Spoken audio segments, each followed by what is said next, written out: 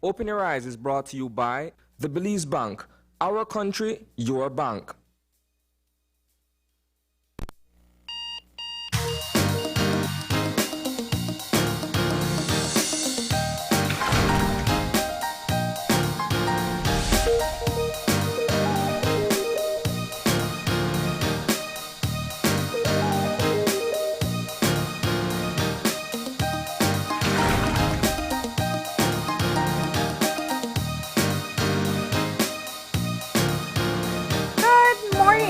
Welcome to Open Your Eyes. Start your morning right. I'm Marlene Cuellar. And I'm Asana Kayatana. Good morning. And thank you for joining us this morning. Back to work Monday. That's right. We're on the heels of a well-spent Father's Day yesterday. How was your Father's Day? It was interesting. I had a very, very eventful day yesterday. Yeah. I spent it at home for the most part, but I had all my friends who are, also fathers around. And so we kind of just spent the day hanging out. Yeah. The first half of the day I spent with my family, my kids, and that was cool. But then in the afternoon I kind of shift over to having my friends and other family members over. And okay, I enjoyed it. Yeah. Nice. Where fathers can enjoy being celebrated. I have to say, our show on Friday was our Father's Day special, and it was really just a great experience to hear from dads directly. Mm-hmm. It's wonderful that we're able to spotlight people who are really playing an active role in their families' lives. And yeah. So often we talk about single parenting and moms being the one taking care of the children, and that still exists, and it takes enormous strength from those mothers. Mm-hmm. But it also is very common to find dads very involved as well. Yeah, to be quite honest with you, I believe that not enough light is being shone on fathers and parents that are there and are together in terms of trying to make the family work. Mm-hmm. Like you said, oftentimes a lot of the spotlight is being placed on mothers and the fact that they are, for the most part, the constant in kids' lives. But as men, we are there too, and sometimes it's understated, sometimes it's overlooked, but we're right there. Yeah. Yeah. Good men still exist. And I find the younger dads especially Mm-hmm. very involved. Yeah. So I'm happy to see that. Statistically speaking, the majority of our households are actually a family unit. They have Mm-hmm. mother and father present. There are pockets of our society where single parenting is more common, but if you look at the overall picture, most households do have a father. So we do hope that everyone had a fantastic Father's Day celebration yesterday. It's time to shake off, whatever beverage you were gifted. That's a common gift on Father's Day. Yeah. It's funny, the flower shop were completely bare. Not like what you see on Mother's Day where there's all this hustle and bustle. But I'm guessing some of the beverage centers probably had a bit of an uptick in sales. Because we don't ask for too much, Marlene. A nice bottle does the trick. All right. We got to get moving into our show for today and get our work week started. And we're going to start off with some motivation. And that means it's time for Eye Opener. Our Eye Opener, taken from dailyom.com, goes like this. You can channel your pain into helping. If we aren't clear about what we want in life, it won't be able to find us. The best way to get what we want from life is to first know what we want. If we haven't taken the time to really understand and identify what would truly make us happy, we won't be able to ask for it from those around us or from the universe. When we can be honest about who we are and what we want, there is no need to demand, be rude, or aggressive, or manipulate others that are involved in helping us get what we want. Instead, we know that we are transmitting a signal on the right frequency to bring all that we desire into our experience. Society has certain expectations of behavior and the roles each of us should play. But as spiritual beings, we're not bound by these superficial structures unless we choose to accept them. Instead, we can listen to our hearts and follow what we know to be true and meaningful for us. In doing so, we will find others who have chosen the same path. It can be easy to get caught up in following goals that appear to be what we want. But when we pursue the underlying value, we are certain to stay on the right path and continue to feed our soul. So the first part of the eye-opener, which speaks to knowing what you want. I think as we journey through life, there's a point where we're sort of indecisive because we're still understanding where we are and where we want to go. Yeah. And in the process of that is to determine what exactly do you want. So if I am to place myself in that particular scenario, for me, knowing what I want, I guess it's because, and I'm putting this out there, I guess it's because I'm Libra, Marlene. I'm the scale. Oh, you're a horoscope guy. Yeah, well, Revealing. not necessarily a horoscope guy, but it speaks to me in a certain way, right? Yeah. So I guess it's because I'm Libra. I tend to kind of weigh things, and at times I'm indecisive. But speaking directly to the eye opener and knowing what you want and being able to pursue it, I think the journey that I've taken, there has been a number of, milestones in my life, I'll say that, right? And those achievements kind of guided me in a certain direction that allowed me to be able to understand where I am and what it is that I want out of life, right? Yeah.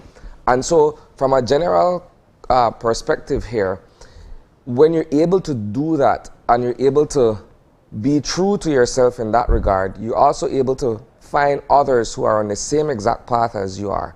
I'm not necessarily saying that you'll find a soulmate in so doing, but you may have certain things in common with someone else, a friend of yours or a family member that shares the same vision and what have you. And I think that is what I take from the eye-opener this morning. For me, it is just a really important reminder that we must invest time and energy and emotion into getting to know ourselves. Yeah. A lot of times you can go through life, we're forced to make decisions very early in life. By third form, you have to know what career path you think you're gonna go, because those that academic focus is important for when you move on and you continue on this path. You're making this very important life decision from so young, and we just kind of meander through the process.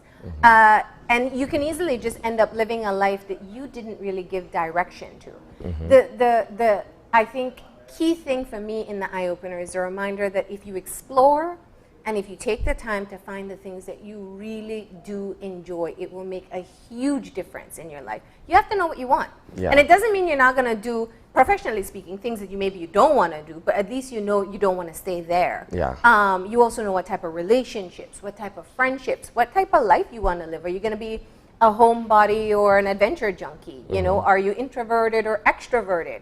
What are the things that you need that are essential to your life? Take the time to figure it out. It's a great eye-opener for a Monday morning. That's right.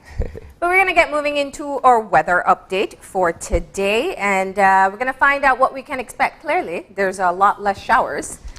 So our general situation is for generally fair weather to prevail. Our 24-hour forecast calls for sunny with cloudy spells today and partly cloudy skies tonight. Showers or thunderstorms will be isolated. Our winds are moving from the east to southeast at 10 to 20 knots, and our sea state is moderate. The outlook calls for a similar trend to occur on Tuesday with a slight increase in shower activity over the south on Tuesday night. Our highs for today are going to be 88 along the coast, 95 inland, and 82 in the hills. Our lows for tonight, 82 along the coast, 76 inland, and 68 degrees Fahrenheit in the hills. All right, and as you noted, we will see similar weather, but there are some showers coming on Tuesday night, and that's in the south. We want to thank our forecaster, Francisca Wellington, for putting together that update for us this morning. All right. And so now with the weather covered, we don't seem to be expecting a lot of rains. It means it'll be a good day to go about.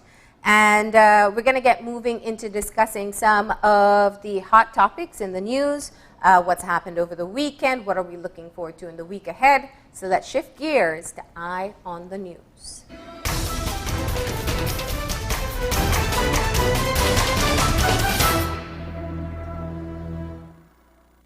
So, while we are not in an election season, there are still interesting developments taking place on the political front, where when we left on Friday, the conversation that was being had has to do with the move that is being made within the United Democratic Party to recall the leader.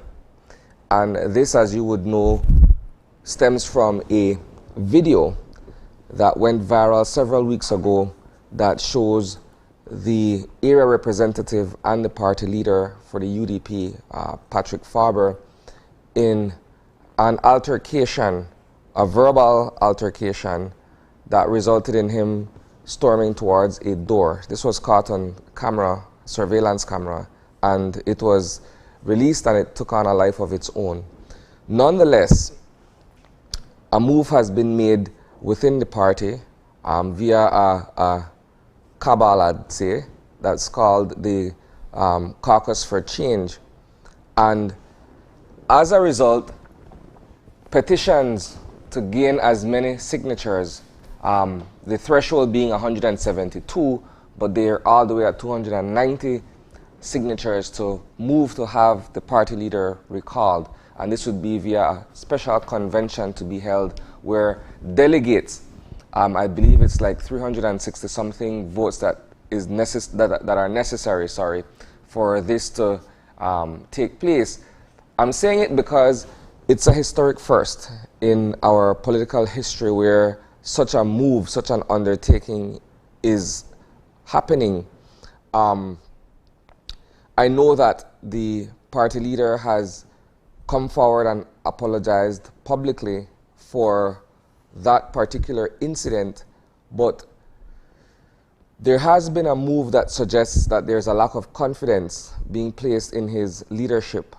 And as such, on Thursday, one of the standard bearers who ran in the last election was able to, along with another standard bearer who ran for Port Loyola, both men, as you see the video there, both men walked into the UDP secretariat on Thursday afternoon with a document that has all of these signatures that begins now to trigger the subsequent actions to be taken. Now, the party leader has been rather quiet on the matter.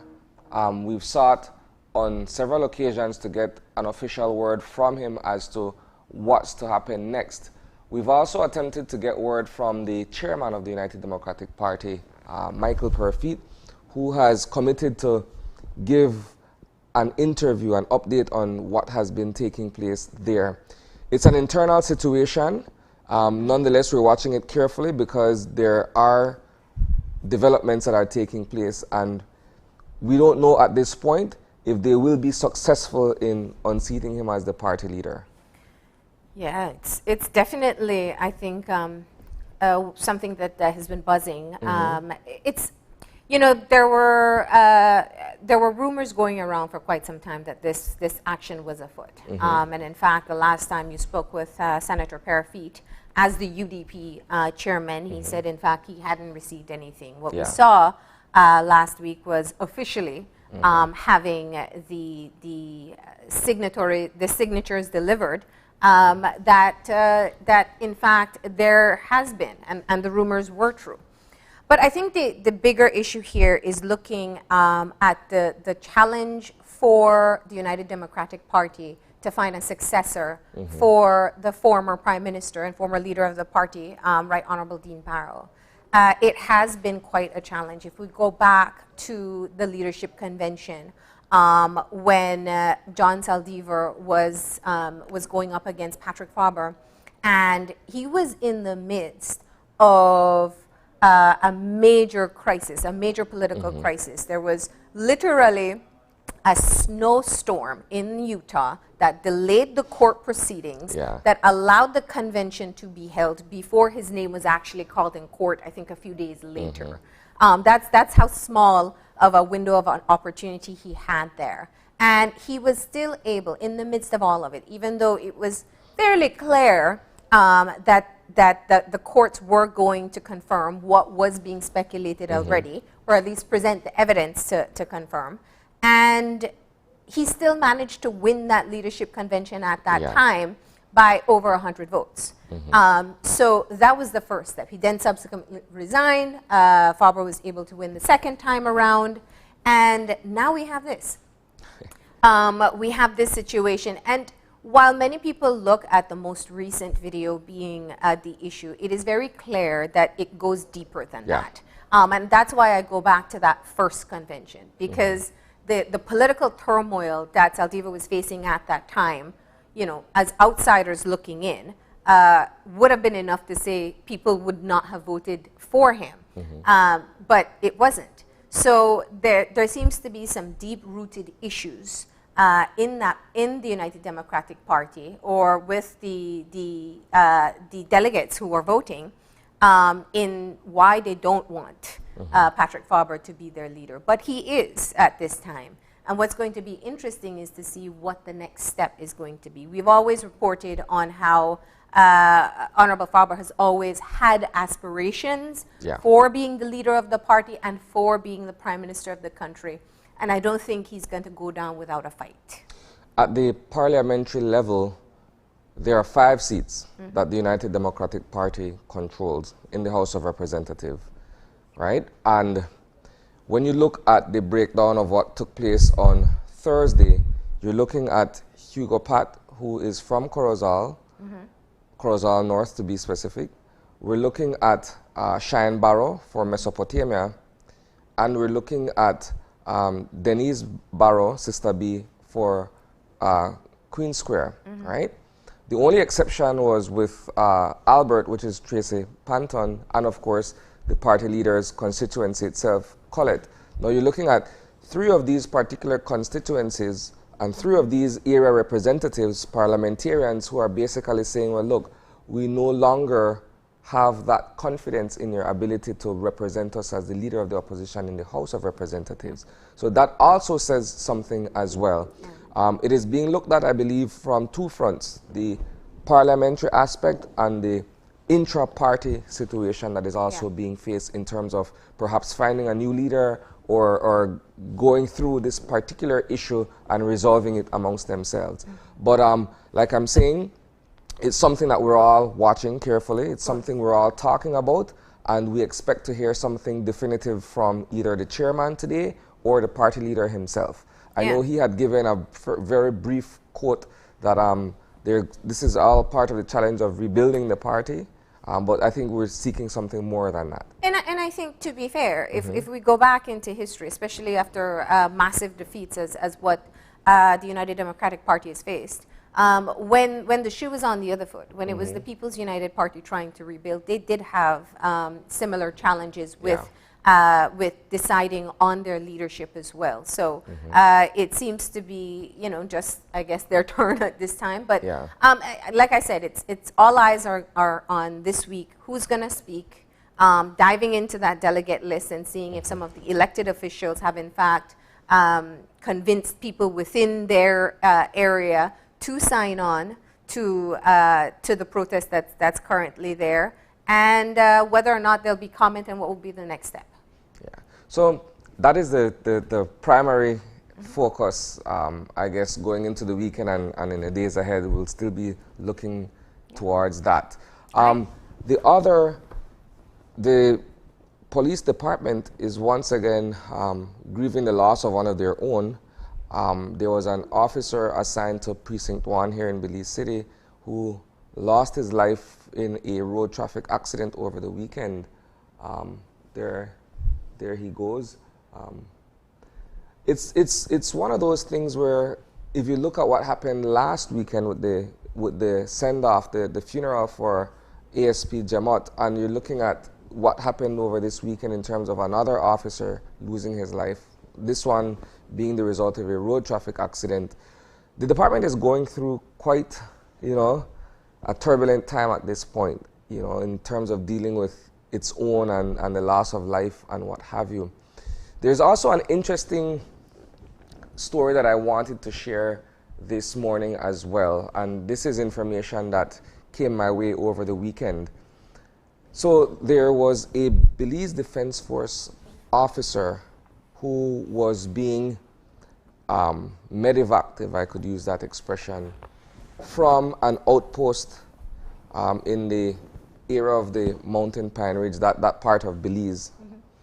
And my understanding is that initially this officer was to have been airlifted from that particular location, only for them to be told that we cannot do that operation because the helicopter is not in service.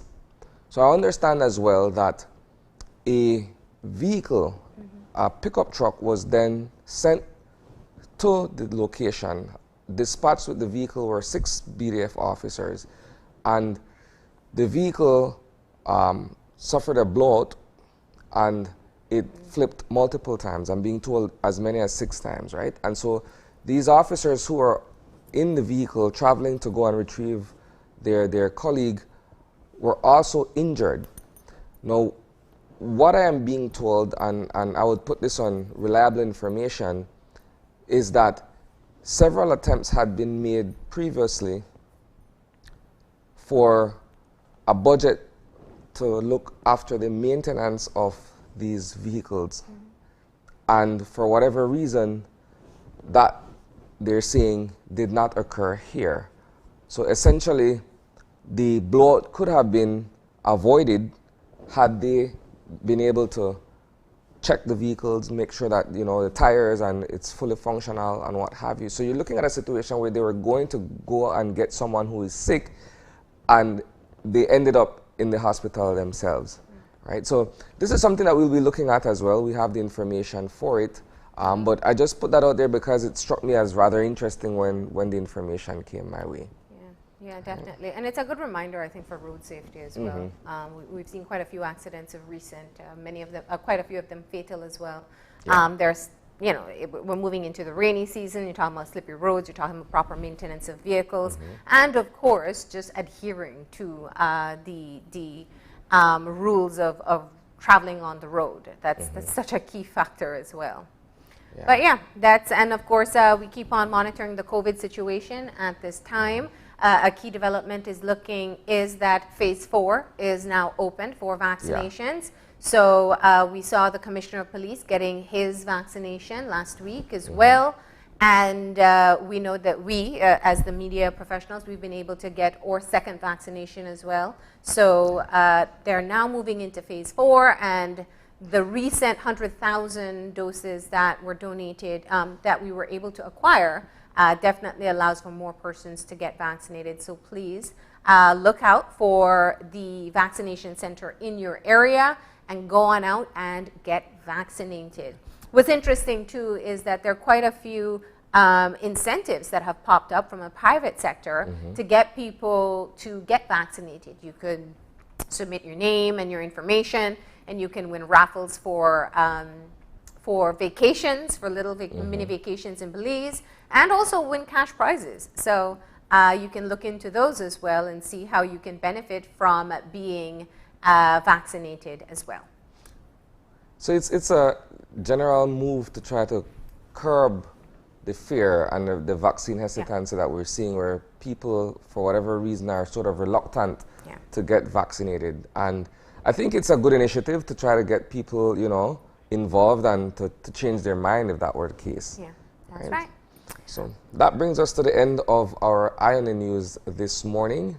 Certainly, as we've mentioned, these stories and more you will be able to view at 6 o'clock on News 5 Live. We also stream our content on Facebook and YouTube as well. So that does it for the Eye on the News.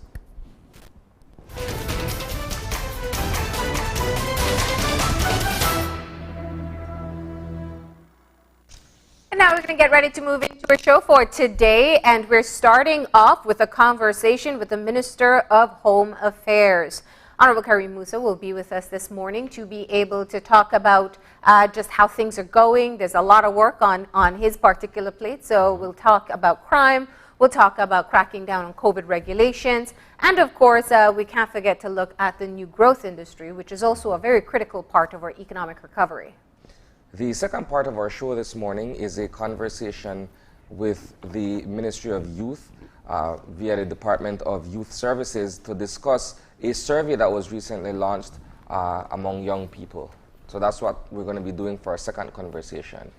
All right, and we're going to close off with talking to two Belizean actors who are going to be featured in an international horror movie. We've definitely seen a move where more people are getting involved in the film industry and there's more interest in shooting here. Last week we had a guest who was talking about an open casting call, so if you have aspirations to be an actor, then definitely you want to find out more from these guys in the final part of our show.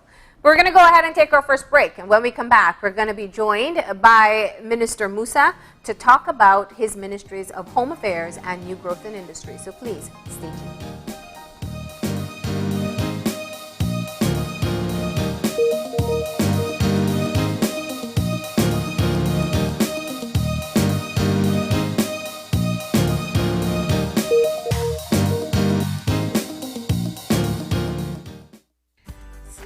Continues to expand its internet coverage countrywide to help you live a smarter life. Our villagers are very happy. They are pleased to know that Smart went the extra mile to put a tower in our village so that our villagers can get live stream on their TVs and they can get their kids doing their online classes. I want to say to Smart, thank you for making it possible for us to get internet in Gardenia Village. We really do appreciate it.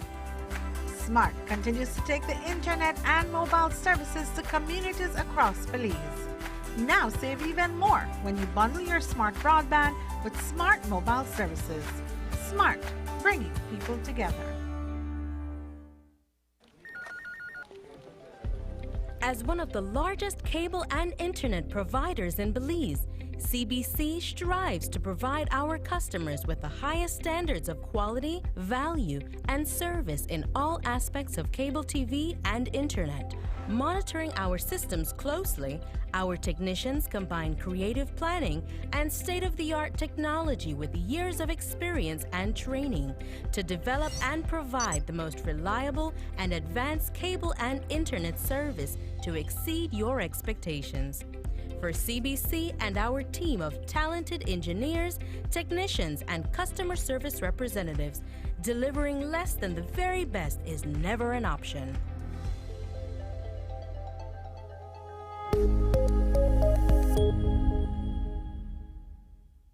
Good morning, sweetie. It's time for school. Are you a teacher or public sector employee who is thinking of owning your new home?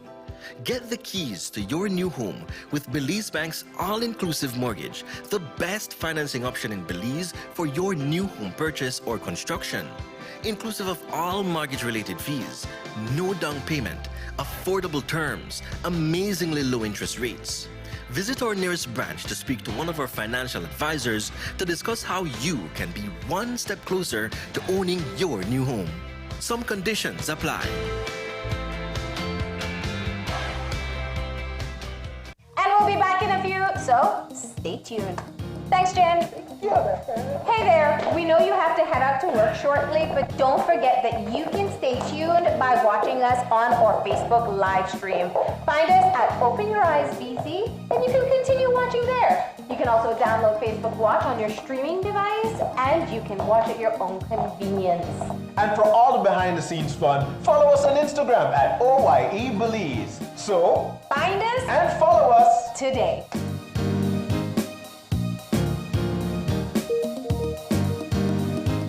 When someone you love becomes a memory, the memory becomes a treasure. Channel 5 introduces the Daily Obituaries. The Daily Obituaries will broadcast all death and funeral announcements and memorials to honor your loved one's life and memories. The Daily Obituaries airs on Channel 5 prior to the evening newscast, with subsequent repeats at 10 p.m. and 12 noon the following day. It will also be placed online on our social media platforms, all for a standard package fee. Celebrate their lives and memories with Channel 5's Daily Obituaries. Honor in life and reverence in death.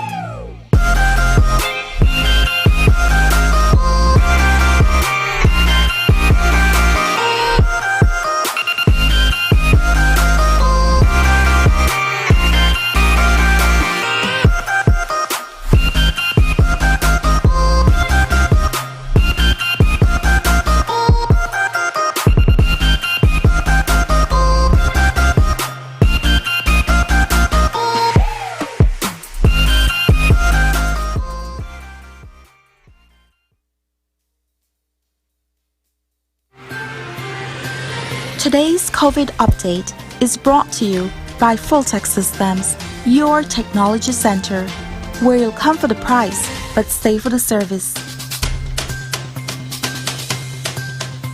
And welcome back. As we mentioned prior to our first commercial break, our conversation to open the show with this morning is with the Honorable Karim Musa. He's the Minister of Home Affairs and New Growth Industries. Good morning. Good morning, Isani, and good morning, Marlene. Thank you for having me on this morning. So we have quite a number of topics that we want to discuss with you, seeing as though you're here with us this morning. Perhaps we can begin by discussing matters involving home affairs, the state of the police department, the COVID situation that's affecting officers on the front line, and of course we can segue into other topics thereafter. So let's begin by getting an update from you as to where we are with the Belize Police Department and their work in terms of trying to deal with the situation of crime and violence. Well, as you know, Isani, it's now 7 months into our administration, and it is always good for us to take stock and to look at everything, take it in context of where we are today. And of course, on assuming office, what we came upon was a pandemic, a health pandemic, a health crisis, combined with an economic catastrophe, so to speak. And so we have to look at policing in that particular context, because the modern day police officer has far more responsibilities, far more duties than they did, say, 2 years ago. Of course, it now entails not just fighting crime on the streets, keeping the citizens safe, but also keeping our citizens safe from the unseen, unpredictable virus that now haunts us. And so the modern day police officer also is tasked to enforce these regulations, the statutory instrument. And so there are far more duties when it comes to being a police officer today. As you know, we also have an intake going on over at the training academy. Some 225 recruits are there. So we are beefing up the manpower in the department, not to the 4,000 that we hope to one day reach, but certainly taking it from 2,100 to 2,300. So those are some of the initiatives that we have in place. And of course, we look at all of this from our Safe Society plan. And what does that entail? That entails changing the culture of policing in the country. Because, as you know, historically, the police has gotten a very bad rap. Oftentimes, you see home videos of police officers brutalizing citizens, taking advantage of citizens, and that is something that I really want to change within the department, because a huge part of our Safe Society plan is incorporating the community, is having a better relationship with them. And how can you have a better relationship and rely on them for intelligence and information if it is that we have a strained relationship? And so that really is the cornerstone, the foundation of our Safe Society plan, to get the community to have that trust, that confidence back in the police department. And I always say it's not going to be an overnight thing, because this is years, even decades of entrenched behavior that we have to change, a whole culture shift, so to speak, within the department. And that is something that, again, we're focusing on, while at the same time bringing in innovation and technology. Again, another hallmark of our Safe Society plan. As you know, we have, we all have cell phones these days that can capture videos. We have WhatsApp groups with neighborhood watch groups. And so all of these things, when tied together, and then you include surveillance cameras, surveillance footage that the police department, again, is moving aggressively towards, you're going to have everything encapsulated, but again, the foundation has to be the community, and we have to restore that confidence. So let's talk about how you plan to do it. It won't happen overnight, but what type of steps have you put in place? When you did not hold this portfolio and your party was in opposition, you were a part of, you joined many activists in speaking out against police brutality, yet it continues today. Yes, it continues today, and I have to say that I get a lot of footages. People feel as though once they take a video of police officers interacting with them, that automatically it becomes an instance of abuse, and that is not the case. I have to tell you, because I stand for that on principle against police brutality, a lot of citizens forward videos to me, and not all of them are police brutality, but in fact police officers just doing their jobs.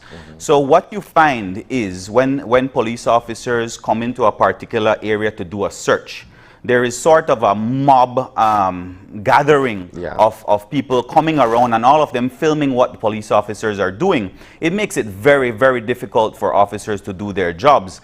And so it's not every instance that amounts to abuse and brutality, but those that do, we have a very strict policy in our police department now. I meet regularly with the head of professional standards branch to get a report of all of the officers who have violated citizens in the country and who we have taken action against. So there is that accountability and that transparency and that regular engagement with professional standards branch. But in addition to that, I also asked the Commissioner of Police about a month ago that we start using body cams. Again, this is all about keeping officers accountable, because I hate when it is that I'm only seeing a spliced video of officers aggressing individuals, but you don't see what preempted that, what happened before that. And so the whole issue of using body cams is to get a whole true picture of what actually transpired in a given situation. And so that is why especially our specialized forces, the MIT, the SPU, the GI3, all of these units are expected to start using these body cams so that we can get a true picture of a situation. So again, it's all about accountability, transparency, and certainly it weighs on the mind of an officer. If they're recording a particular scenario, they have to be on their absolute best behavior. Well, you talk about the culture shift, and it's in both areas. It's within the department, but it's also within the wider community. And very often when we see videos of a search taking place in a community and the neighborhood comes out and they're, you know, without any doubt, we see where they may be shouting at the police or calling them chancy from the start. But it is because they have been victims of a pattern.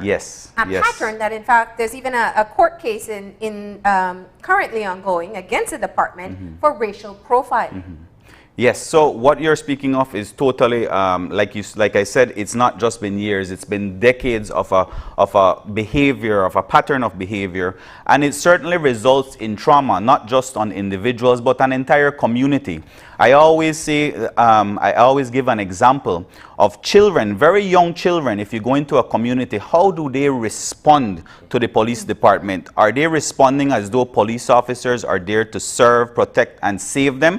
or are they responding in an aggressive manner? Are they responding in a traumatized manner, like police, they can't run? It should never be that case that we look at police officers as though they are our enemy. Rather, they are there to serve and protect. And therefore, we have to engage, and we talk about this with groups like UNICEF, because in terms of protecting our children, in terms of changing this culture, and how it is that children view police officers. Because if that is how, at 6 years old, you are looking at a police officer, that they are there to harm you, then we're starting off on the wrong foot. And so how do you improve that? Better community engagement, better community relations, having community policing, like I said, at the foundation of it. So not just reacting to crime, but being very proactive, going out into the community, engaging one-on-one with residents, to let them know that we are all a part of this, we're all law-abiding citizens, and we are all trying to fight crime. But society is changing. And I think that one of the things that we can acknowledge is looking at the racial profiling case as one example, but there was also the recent case of the dreadlocks for female officers. And following that particular ruling, there was a crackdown and, in fact, a fine on those officers for appearing right here on this show. And not because they gave an interview, but through a loophole that this show is streamed on Facebook, and so therefore it goes against social media policy. What we've found subsequently, Minister, is that people no longer want to give interviews because it'll be on Facebook and break the social media policy. Coming from your background as an activist for human rights and for equality, how do you respond to these things taking place under your watch? Well, it all has to do with a change in policy. Like I said, there will be a lot of tug of war between myself and my CEO and the different policies that exist. Speaking specifically on those two policies, what I can say is I fully champion the Supreme Court case that came out. Absolutely champion that. That said that you can have whatever hairstyle you wish, because that's not how you judge the performance of a particular officer, not by their dreadlocks, but how they work, how effective they are in their jobs, and that should really not matter. And so that is something that let's take a moment to say your CEO has dreadlocks. Yes, and yes, that doesn't absolutely change the effectiveness of his exactly, his role. Exactly. And so again, it's all about implementing this progressive vision that myself, my CEO, and the entire government has when it comes to issues like these. Recently, we had the case, like you mentioned, of the profiling. We sent out a memo, I believe, 3 months ago, that we have to stop that regardless of where it is the Supreme Court case is, because I don't think it has come to an end as yet, has been determined. But certainly from a ministry standpoint, that is something that we advocated against while we were in opposition, and we cannot continue to have that while in government. And so that is something that we sent out a memo a couple of months ago, I think at the start of the year, to say that this cannot continue any longer. And the perception of the punitive measure with the woman who won the court case, that is something again I was very upset about when I heard, very disappointed about, because it is something again that I have always championed as the minister, again not just in opposition but now in government. And so I was very disappointed by that particular move, and so that is something that we're looking at, because you should feel free. I understand that police officers, military personnel, security forces, there has to be a certain level of discipline. I understand that. I understand that you cannot go on the media and make your department look bad. I understand all of that. But in a particular instance like this, where there is this landmark decision involving your hairstyle, I do not see the damage that could come to the police department by that, by simply going and celebrating such a huge victory for these particular officers and a huge victory for the country. I do not see any damage that could be brought on the police department for that. And so that is something that, again, it disappointed me and something that we are looking at. Going back to the idea of the culture shift that you spoke about earlier, I think when you look at it from a societal point of view, you have kids who at some point wanted to be an officer based on how officers carry themselves on the job, the uniform and their code of conduct and what have you. But now you have some officers who uphold those tenets but you also have some officers who are, for want of a better words, perhaps hell-bent on doing things outside of what ought to be the scope of their responsibility, and that changes the way how society views the uniform. That, to me, is a public relations challenge for you guys, to try to turn the way how we see things and the way how we think about the department. How do you address such a challenge? How do you deal with something where you're saying, you know what, we want to restore the respect and the dignity of our officers? Yeah. Well, we have to look at it, you know, from a full perspective, and understand that police officers at the end of the day are humans. They're not robots. You cannot program them to be a certain way or to subscribe to a particular belief that you may have on how to address the crime situation. And so in any government, in any company, in any group, you will always have bad apples. And so it cannot be that because you have bad apples, the entire bunch of police officers are rotten. And so we have to look at it, like I said, from a holistic standpoint. We have to highlight all of our good officers. I keep telling our Commissioner of Police, we need to highlight all the good things that the police department is doing, because there are a lot of good things. But at the same time, dealing specifically with the bad apples, taking action against them, sanctioning them, taking them, putting them on interdiction, and in instances even dismissing them for wrong behavior. So all of this is an approach that we're taking, highlighting the good, but at the same time showing that we're very serious and coming down against those officers that are violating. Well, rebuilding the images is a critical part of what you're doing. Let's talk about the actual work of implementing crime-fighting strategies. We have seen since the pandemic and the implementation of the curfew, a reduction in crime. There's spikes that take place here or there. It is also an opportune time for the ministry to really devise a strategy as to how crime can be tackled. And there's several. They're looking at the crimes, of course, that take place within gang communities. There are also crimes that are motivated by alcohol abuse. And there are gender-based violence issues that take place as well. I think those would be your top three, especially when it comes to homicides. What's the plan, or where are you in the planning process here with this? Well, as you rightly pointed out, the first quarter of the year was a very impressive year in terms of statistics.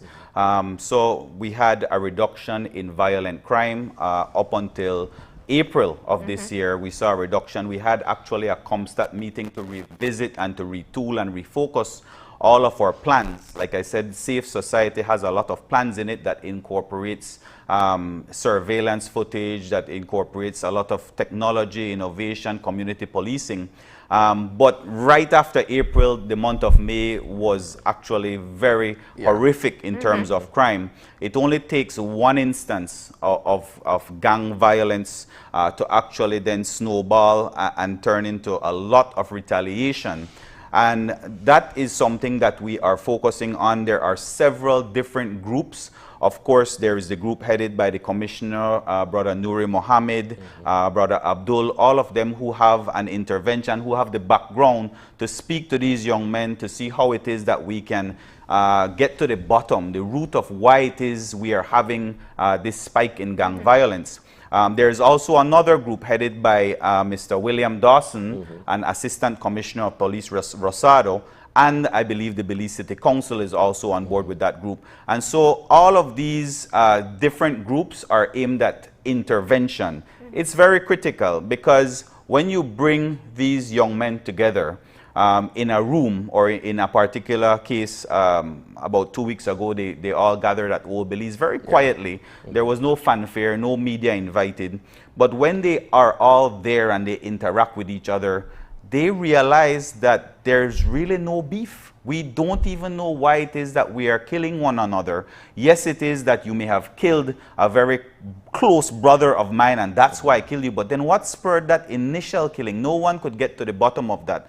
And so it's just about communicating with each other, because at the end of the day, it's really senseless. The killing is senseless. And so there are these different WhatsApp groups formed between these elements. And so they're able to ventilate and to discuss and to find different ways that they can cooperate with each other, as opposed to having this very hostile relationship with each other.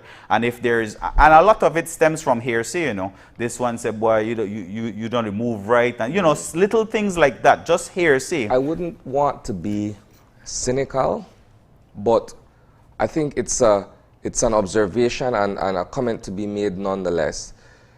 We've seen interventions go all the way back to Birdseye in the 90s with Brother Nuri, bringing all of these actors together to try to broker some kind of ceasefire. And be that as it may, and you have new players now, but how do we gauge the effectiveness of these kinds of interventions when you have a situation where you're looking at a ticking time bomb, so to speak, where one wrong move triggers a series of actions that brings the department out having to try to put out certain fires and try to keep the players at bay?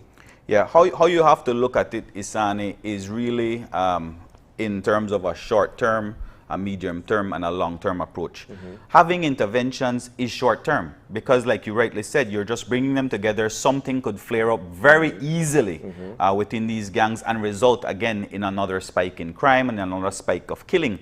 But that is not your end goal, you know. Your end goal should be to create opportunities, to get our young men in school all the way through to high school, to graduate sixth form. That should be the end goal. If they're not good in academics, then get them in the skills training program. And that is why it's, again, a holistic approach. A lot of times we tend to blame the police department for crime. But at the end of the day, you have to look at the Ministry of Human Development, the Ministry of Youth and Sports, the Ministry of Education. What are these different ministries doing in order to take our young people out of poverty so that they don't turn to a life of crime? In terms of our Social Services Department, what are they doing to monitor these young men who are showing this deviant behavior, this tendency? They might not have a father figure or a mother figure, and they're very easily recruited into the gang culture. So every single ministry, every single department has a role to play. And it's not the police department's problem, you know, but most of the time it falls on our lap. Because who is out there doing interventions? It really should not be the police department responsible to do interventions in our country. It should be human services, social services to get into these communities and to resolve these issues among young men. But again, everything falls on the lap. We get criticism, and that's fine. We've taken on a lot more than we can chew as a department. But at the end of the day, we are committed to solving crime, and we have to solve it. So if no one else is going to do it, we have to take on that responsibility. Now, what you pointed out is extremely important. And when you look at the overall strategy for criminal justice, what many people have complained that there's a lack of synergy between ministries and between other entities that have a key role in crime fighting. And that includes not just the ministries you mentioned, but also the judiciary, and of course the Kobe Foundation, where these men would end up if they're on remand for years, and then also convicted after that. So what attempts are now being made to be able to build that synergy so that from the point when they look like they may be falling out of school at 9, 10, 11 and judged as a criminal from that age, to human development because maybe their parents can't pay or are working and can't ensure they go, and even looking at when they have that first encounter within the court system, what's happening to them then? Yes. Perfect. That's an excellent question, Marlene. And I can tell you right off the bat that we've had discussions already with various ministries, starting with the Ministry of Education. The Honorable Francis Fonseca saw that there was this need for scholarship opportunities within these marginalized communities. And he came out and indicated to me right away, I have 40 scholarships I want to offer to these communities. Could you identify the young men, like you said, that are just right there at this cusp of being recruited by these gangs, but certainly want to live a better life? Let's offer them that opportunity. And so we have located these individuals. There are lots more that we would want to offer these scholarships, but certainly it is a good start. And so we are working together with the Ministry of Education to get these types of programs, these types of scholarships underway for young men who are, like I said, on the borderline of becoming gang members, or they can continue on the right path. So there's not just that, but of course working along with the Minister of Lands, getting our young men. I know the whole move of our government towards agriculture, that is a huge shift. When we look at coming out again 7 months into our administration, the shift that is taking place in agriculture. And so if it is that our young men cannot find themselves in the academia, skills training, then there has to be opportunity for them in agriculture as well. And of course, tourism, as you can see, it's already bouncing back. So these are the types of opportunities. It's very difficult, I must say, dealing with the very small, reduced budget that each of our ministries has, to now say we're going to come up with these groundbreaking initiatives and we're going to invest all of this money. But that investment has to be made at some point in our young people from our various ministries. So we are working together with those ministries. Looking back, you know, and I think there are many different views from society when we look at how crimes specifically related to gangs are addressed. One is having the level of empathy to recognize oftentimes that the root cause has more to do with social issues. But the other is looking at the fact that perhaps the department doesn't crack down hard enough. There was the move years ago to be able to reinforce the criminal code, that even having gang insignia was sufficient to get someone arrested and put in jail because being a part of a gang is wrong. Yeah. And you know, the last Prime Minister was criticized for meeting with gang leaders. There still are gang interventions and resources taking place there. How do you balance the two? Understanding that there are many law-abiding citizens out there who'd love to have access to a job, direct access to police, and all the leniency very often that these people may be afforded. Well, contrary to that, that view that you just shared, the gang-related offenses have actually increased in terms of our prosecution of them, in terms of our arrests. Being a part of a gang, like you said, is illegal. It was made illegal several years ago, and I can tell you it's the most commonly utilized legislation today. If you go to the magistrate's court, you'll find a lot of young men being charged on that very act and are being denied bail. And so we are enforcing and we are discouraging people from becoming members of gangs. And so that is something that I want to clear up, that there is in fact a move to aggressively arrest that situation. But at the same time, I think there is a distinction to be made when you said communicating or reaching out to members of gangs and having this dialogue with them. What we did in the past criticize was in fact funding these gang operations. That's what the last administration did. But there is still value, Marlene, in communicating with them, in dialoguing them, and creating opportunities. That's an entirely different scenario, because you're not creating a dependency system whereby I'm paying you on a weekly basis and you can continue to remain a gang member. No, that's not what we're saying. We're saying quite the opposite. You have to become a productive, law-abiding citizen. And to do so, yes, we have to look at educational opportunities for them. We have to look at job opportunities for them, but so that they can become law-abiding members of society as opposed to being paid to be gang members. So there is that distinction to be made. And I think that dialogue is important, communication is important from these various intervention groups. And like I said, we do get criticized for it, but it's not the same as creating that dependency system that we had in the past. I want to segue for a bit because I think this would be an interesting transition, simply because when you look at what is taking place with the gang situation, we would say a lot of it is driven by the fact that there is marijuana sales as the key thing.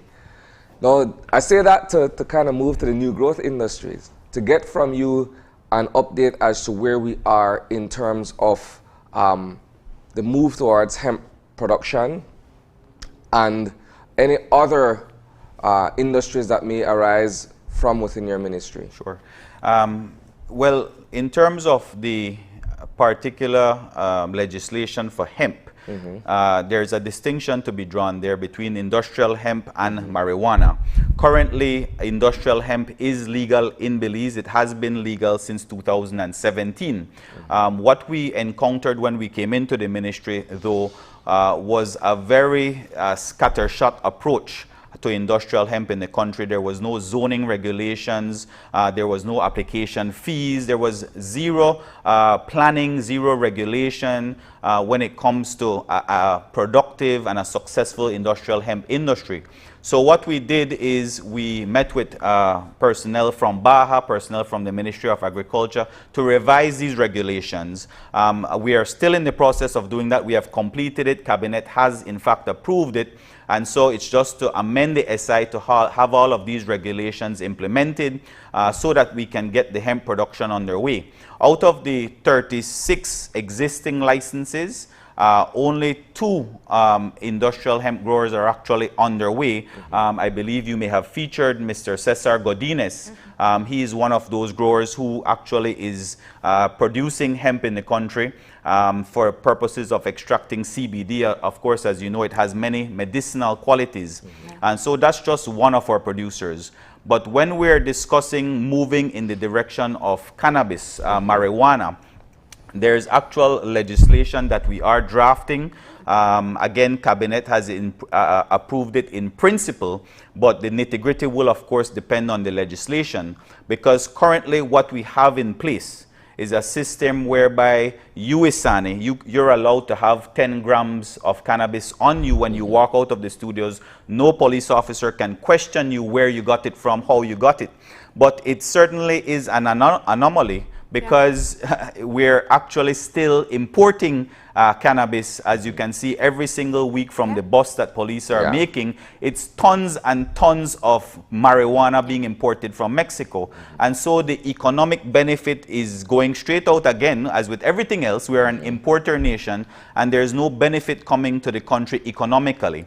I believe moving forward, there has to be a formula that doesn't just see economic development for the country, but certainly all of the players in the industry right now, the illegal players, so to speak, we need to take them from the streets to the boardroom. They have to become not dealers, but rather brokers, because this is a multi-billion-dollar industry. Well, there's a fear that, and I've heard this at the very, very elemental level, that once we move in that particular direction, that they themselves will get boxed out.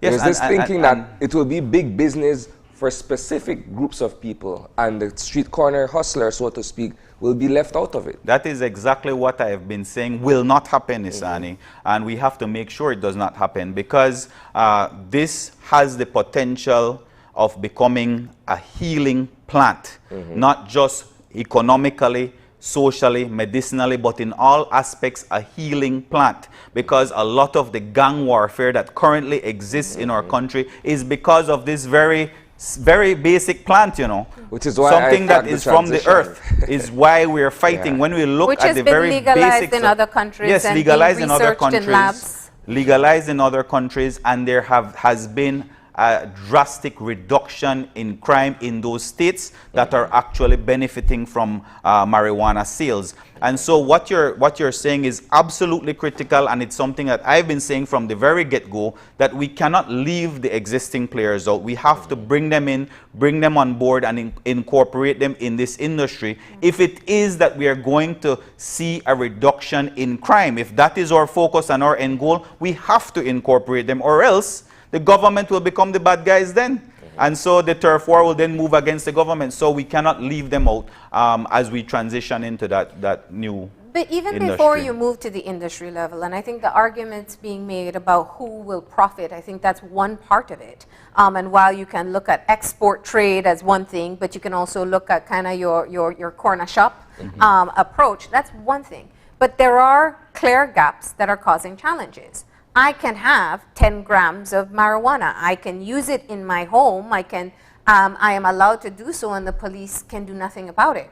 But I can't purchase it. So if somebody comes to my yard and sells it to me, or if they find me making that purchase, or I'm selling, or I'm growing, that's still illegal. So we're allowed to have the contraband, but the contraband's still illegal. Yes, came out of thin air. You just got it by chance out of thin air. It makes absolutely no sense where we are. And so I do fully understand the concern that is being raised by the churches, but at the same time, we have to recognize that that particular fight was in 2017 when it became available for recreational use.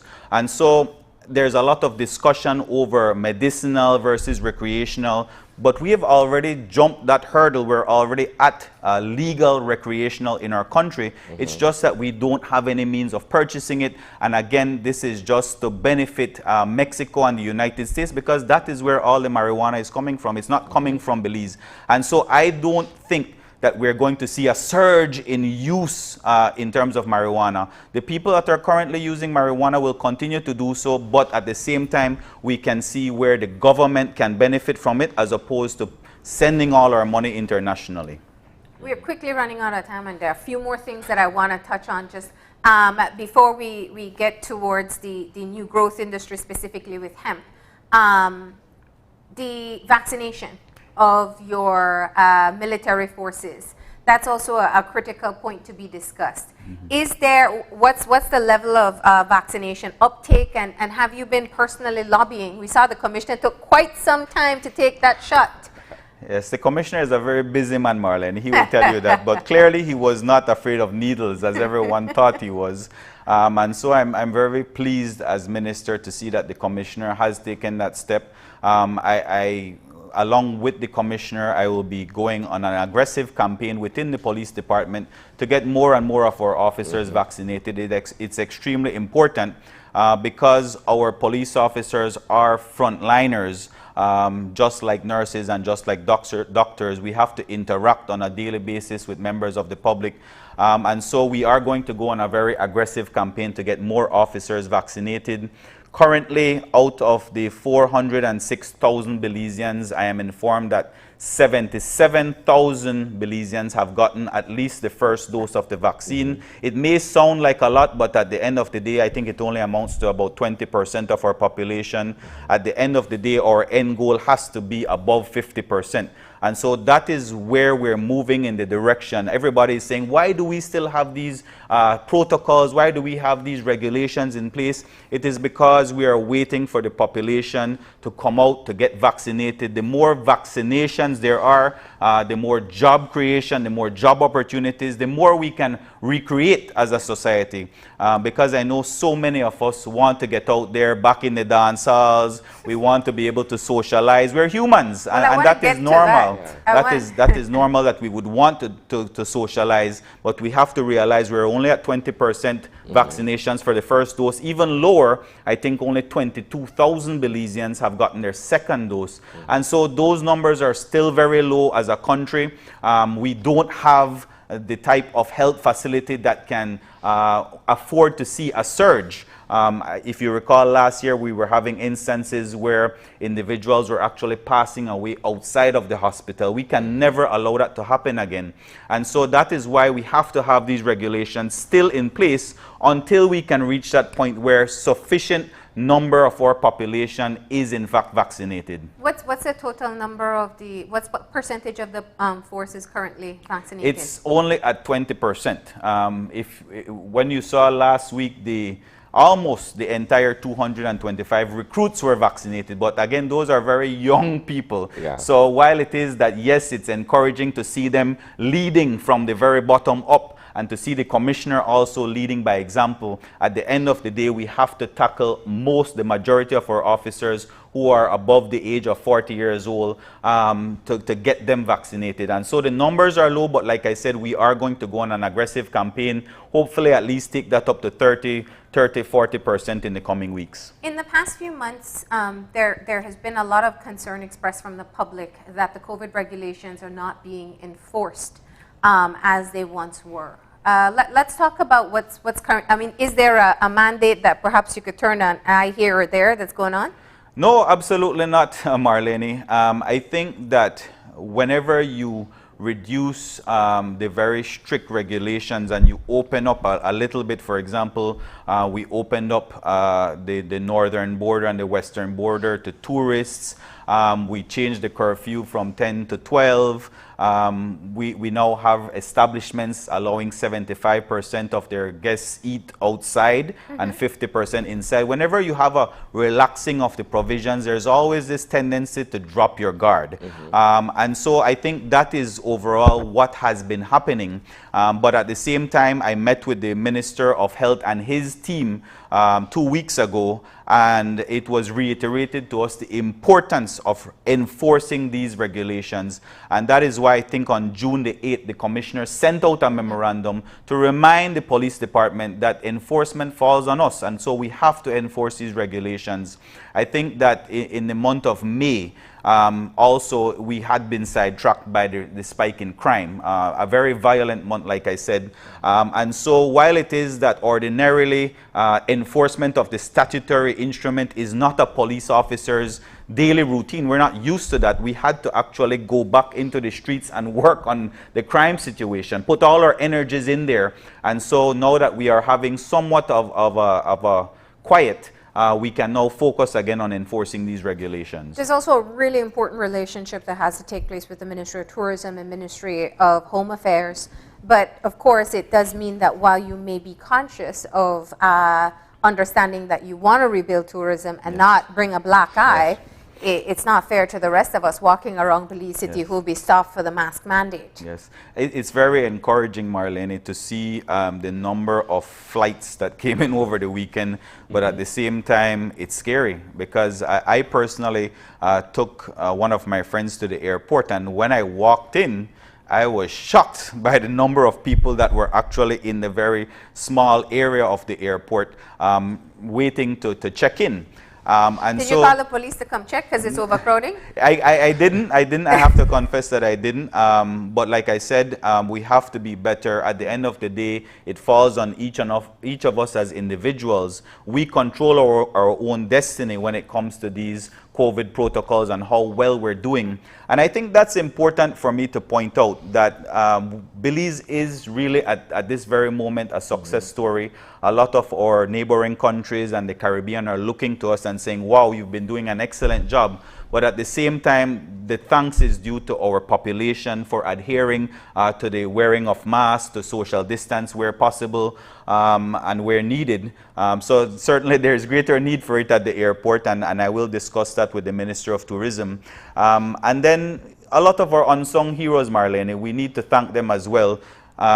Yes, the doctors, the nurses, the police officers are very important, but who I think are very critical in our success as a government are the individuals who are doing contact tracing. You don't see them, you don't hear them, but whenever there's a case anywhere in the country, they are so efficient at what they do in terms of quarantining the individual, contact tracing from there to see who they've been in contact with and to quarantine those individuals as well. They're doing an exceptional job. And so I want to thank them, those people involved in the contact tracing, and of course, all our frontline officers, the nurses, doctors, and police officers who are doing a great job. But at the end of the day, yes, we have to continue to be vigilant. As they always say, we're not out of the woods. We cannot continue to let our guards down. And so it's very important, like you said, Marlene, that the police department, in unison with the Ministry of Tourism and the Ministry of Health, that we enforce these protocols. I have a final question based on an observation as well. I think Belizeans are at a point where we're tired of being cooped up because of the pandemic situation. And in a sense, it has sort of forced us to become innovative in our ways of, doing things. I say that because people can't go to a nightclub anymore, right? Most of these places have retrofitted to allow for people to dine and still be able to have a drink or what have you, do their socializing. But what we've seen is that you have people now who are going on boat excursions where you have music and dance and all of these other things that you wouldn't ordinarily be allowed to do on land. Yes, because they're now taking it to the sea. Yeah, because you have a police patrol that could come and shut that down. But out at sea, it's seemingly a free-for-all. How do you deal with that? We have to get advance notice of these excursions. In the particular case that you're speaking of, we were informed of it after it had happened, and of course there are videos on social media showing that there was zero social distancing practice. The Commissioner of Police has gone on TV to say that we will in fact cancel all of these excursions the moment we become aware of them, and in addition charge those individuals who are actually hosting these social gatherings, because the legislation does not provide for that. They're saying, oh, this legislation says 75% capacity on a boat. It's for passenger boats only, not for excursions or parties or hosting social events. And so, like you said, Isani, they're getting very creative, but at the same time, we in the department, we have to respond.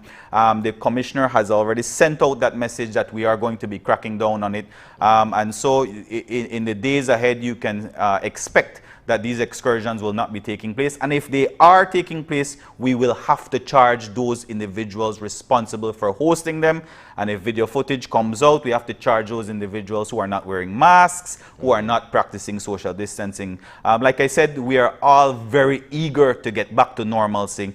But at the end of the day, we have to each do our part to ensure that we are continuing to win this fight against COVID. All right. Well, there's a lot more we can discuss, and we hope that we can have you back to be able to expand further on new growth in industry. Before you leave though, just one question on the current leadership woes of the United Democratic Party and your thoughts on that. Well, I think that the current leader of the United Democratic Party does not enjoy the support of the majority of the members, even prior to the incident that had occurred. I think that is just a trigger, but at the end of the day, I don't think he enjoyed the support within the National Assembly, and even within his party, I don't think that he enjoyed that support. And so I'm not surprised by the move that is taking place against him. So I don't want to say much about that because, you know, but I don't believe that he will last, if that's what you're asking me. It's important we have a strong opposition. Yes, yes, indeed, it is. It's very important. All right. Well, thank you very much. Any closing thoughts? No, I just want to say thanks very much, Marlene and Isani, for having me on this morning. And I want to encourage all Belizeans. We are still in the middle of a pandemic. Yes, there has been a relaxation of a lot of the regulations.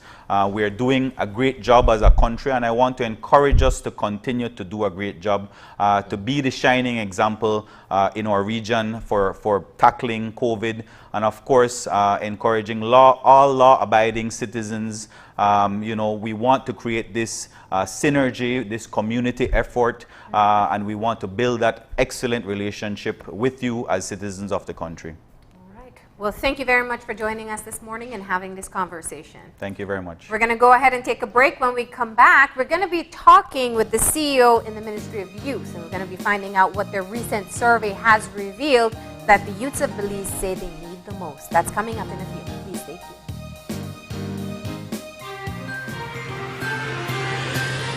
This COVID update was brought to you by Fulltech Systems, your technology center, where you'll come for the price, but stay for the service. Black Friday in June? That's right. At Javi.com today, we're offering incredible Black Friday specials in June. Looking for a new TV? How about a 24-inch, a 32-inch, a 55-inch, or even a 70-inch? All are smart HD Fire TVs and all at incredible prices. Need some new kitchen equipment? How about the Ninja countertop blender or air fryer? Both at incredible prices. How about the latest in tech? Apple iPads, Chromebooks, AirPods, headphones, and so much more. Plus, don't miss out on the top-of-the-line Instapot. There are many more must-have items at unbeatable prices today only at Javi.com. Plus, with Javi, one price does it all. All prices include duties, taxes, shipping, and delivery to your door. Make sure to ask about our buy now, pay later option. Shop and save the Javi way. Visit Javi.com today. These specials will go fast. Javi.com.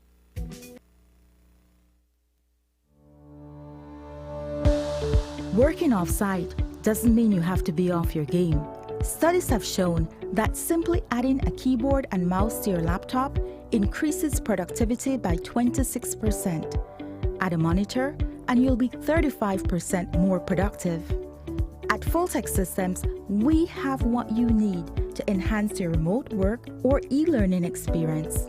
With devices such as headsets, video conferencing monitors, webcams, keyboards, mice, docking stations, all with the brands you trust. Keep connected with collaboration tools like Microsoft 365 Suite and Kaspersky and perform efficiently no matter where you are. Fulltech Systems, your technology center, where you'll come for the price, but stay for the service.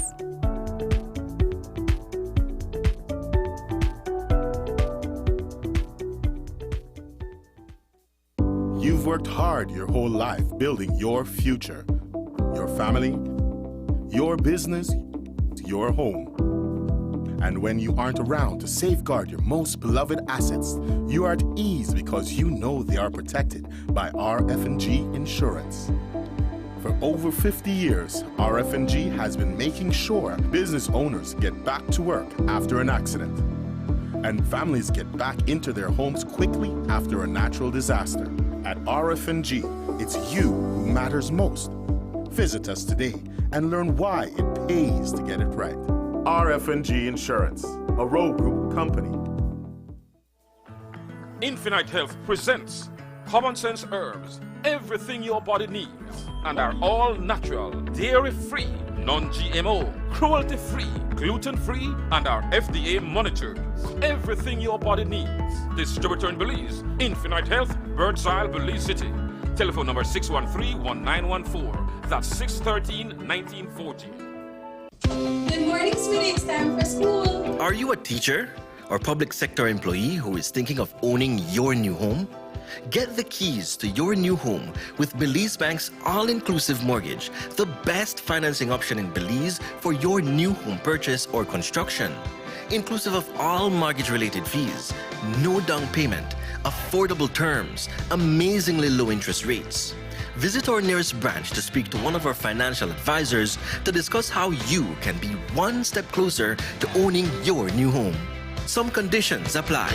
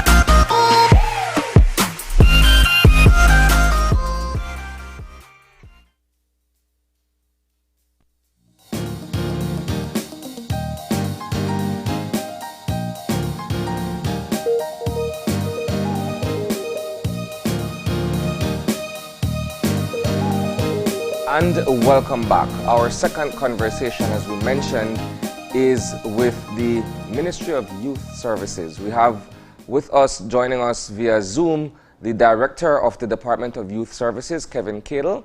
Good morning. We also have with us the Chief Executive Officer in the Ministry of Youth, Sports and E-Governance, Jose Urbina. Good morning, gentlemen. Good morning again. Good morning. Okay, so we begin our conversation, first of all, by discussing the recent survey that was conducted. What were the questions being asked? And of course, what was the chief response from those who took the survey? Perhaps you Good morning, Marlene and Isani. It's a great pleasure to be here at Open Your Eyes. My first, to be sincere. And it's great to be here to inform the Belizean public about what we're doing as a Department of Youth Services. Yeah. But before jumping into the needs assessment survey, under the Ministry of Youth, Sports and E-Governance, we have re-strategized our focus. We have a renewed vision in terms of how we want to service our youth population and how we want to combine the different departments under our ministry, how we use sports and how we use technology to enhance our services for the youth in Belize. As you well said, we have undertaken a youth needs assessment, and it's precisely to identify the gaps and how we move forward in terms of the renewed strategy under the Department of Youth Services. We cannot move forward, Isani and Marlene, if we do not know what we need to address. And that is the primary focus of the youth needs assessment. It is the first in a very long time, to be sincere, and we are looking forward to the results. However, we have received some preliminary results from the survey that has been done in Belize City, and it has highlighted some interesting and dire needs that the youth have within our country. I will allow our director to present those results. Good morning again, Sani and Marlene. Currently, one of the most pressing issues coming out of the data, primarily in Belize City, both north and south side Belize City, is that young people are asking for counseling services. They're also asking for confidentiality with those counseling services.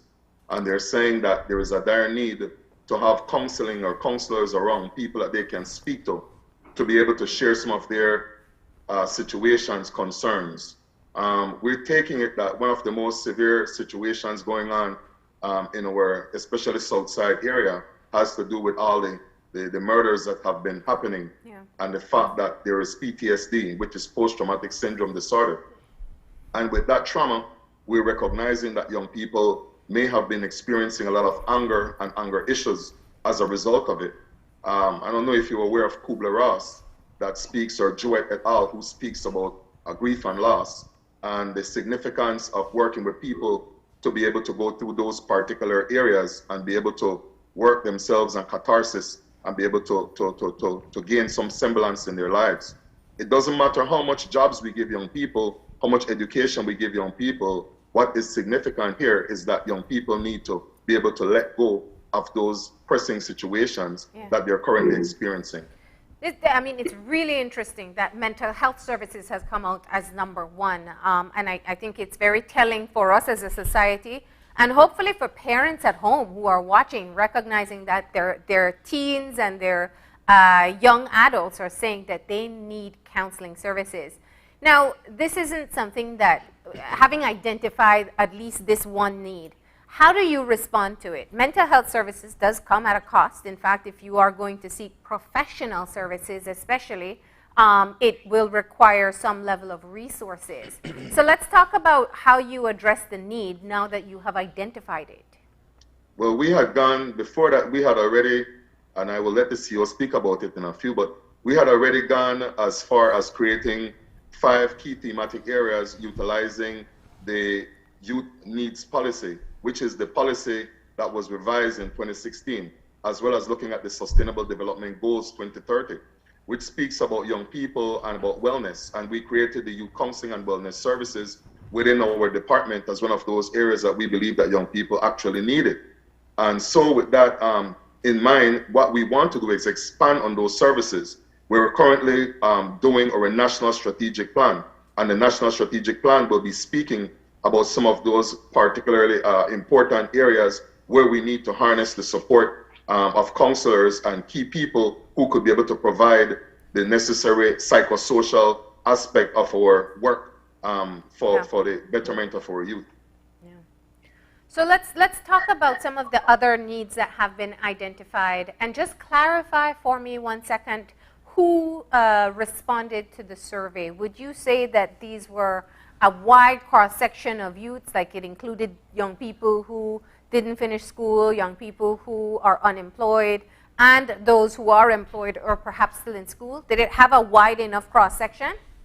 It had a wide cross-section, yes. It is 1%, which creates reliability and validity. It's random. It was randomly done. It is still randomly being done to be able to get a cross-section view of young people throughout the country. And so on the north and south side, it was randomly done, and it's done by young people. We're utilizing a system created by the Statistical Institute of Belize. They're very much in the process and assisting us, along with 2 key consultants who are being able to look at the data, create a dashboard, and on a daily basis, we look at the trends and recognize where we are with the current survey. To add also, guys, it's important to highlight that the survey is being done in all areas, both urban and rural areas of Belize. And it's precisely for that, Marlene, to ensure that we engage a wide range of young people across the length and breadth of our country. So the first need was mental health. Let's talk about some of the other needs that have been identified. Other one would be job. Go ahead. Sorry about that, CEO. Go ahead. Yeah, so there are some other needs as you rightly highlighted, and as the director has also pointed out, skills training is another need. We do realize that most or some of our youth do not see or cannot afford or have the opportunity for formal education. So there is the need for training in terms of what we consider informal in vocations and creating a trade for these young people. You also have other needs in terms of access to land and housing, and also employment opportunities are some of the few that have been highlighted. How does the ministry seek to address the issue of employment? Because that's one of the perennial things where you have young people coming out of school or young people wanting work, but perhaps there isn't sufficient in either public or private sector. Right, so one of the things we are focusing as a government, because it is something that has arisen from the office of the Prime Minister, and even before that, internally within our ministry and Department of Youth Services, along with the director, we had initiated discussions with some call centers within our country to see or to seek the opportunity to hire some of the youth within Belize. And that is precisely what we're doing. We are engaging private sector to see how we can best work with them and collaborate with them to create employment opportunities. And some of it has been fruitful because we have managed the hiring of at least, and correct me if I'm wrong, Director, at least 50 young individuals. And when I say young, I also include single moms as part of this group, to be hired in call centers. And we are also looking at growing that number. I think there is the request for about 200 additional persons to be hired under this idea. Yeah. CEO, talk to us about your vision for this particular ministry. You have quite a bit on your plate. One, let's start off with just the sheer size of the youth population in this country. So, you know, you're talking about almost half of the population where your services are needed. It ties in a sports sector that, you know, I think while we all love sports, there's kind of a general acknowledgement that there's never sufficient resources to invest in it and, you know, to be able to get the quality level athletes that we would like to have. But then you also have e-governance, which is a huge undertaking on its own that's extremely critical to the overall governance of the country. So talk to me about how you've been kind of dividing the ministry itself and yourself and the minister, how you've been dividing this role. Well, Marlene, I'm a technology person. I've been exposed, my core field is actually in technology. I've been working in the past at management levels for BTL and SMART, and have been assisting cable operators in a consultancy, from a consultancy standpoint. However, I do have sports and youth as a passion. I think that as a ministry, we need to change the idea when budgeting comes along to say we need to budget and we have an expense of X amount of dollars for youth or sports, youth, and e-governance. When we look at the reality is that this is an investment, as you rightfully pointed out. We need to invest in our youth. We need to invest in sports, and now more important than ever, we need to invest in technology. as it relates to e-governance. My vision, Marlene, aligns with what we have been doing as a team, and I must highlight that it doesn't matter if it's my vision. The importance is that it's a collaboration or team effort that is required. I must highlight that the Department of Youth Service has some very passionate employees, starting with the director. And one of the things that we began from the onset is actually the amalgamation of services. We did realize that most of the services for youth was being offered in Belize City. And we then wanted to expand all youth services across our country. And that is the reason why we submitted a cabinet paper, and it was approved so that we were able to grow and provide youth services across the length and breadth of our country. As you rightfully mentioned, there are many needs that our youth have, and there's only one way we can tackle all of those problems, and it's by us realizing what the problem is and how we will deal with it. Yeah. As you rightfully mentioned also, when we look at sport and e-governance, while they are a large part of what is needed within Belize, we see to maximize the strengths within our group. We have our director, Kevin Kittle, who deals with DYS. We have our director, Ian Carl, who deals with the sports side, and our director, or incoming director, I must say, Alexa Peralta, who deals with the e-governance aspect. While I try to concentrate on all three, most of my efforts at this point is working closely with the governance aspect, because it's a new ministry and we are still establishing the fundamentals for that ministry. So that is important as we move along. But when you talk about technology, there's such an advantage here. You know, you have young children who know how to swipe or manipulate their way through a cell phone before they're even able to talk. And so they're growing up with a different skill set. Has there been any thought in moving forward with doing coding camps, or getting the young people who are seeking employment to learn app development or these technology skills that are very marketable, not just in country, but beyond our borders? Yes, we are. In fact, before jumping in as the CEO for the ministry, we had formed a coding club in Orange Walk, a Coders Dojo Club. Oh, wow. And we used Bishop Martin High School as one of the centers.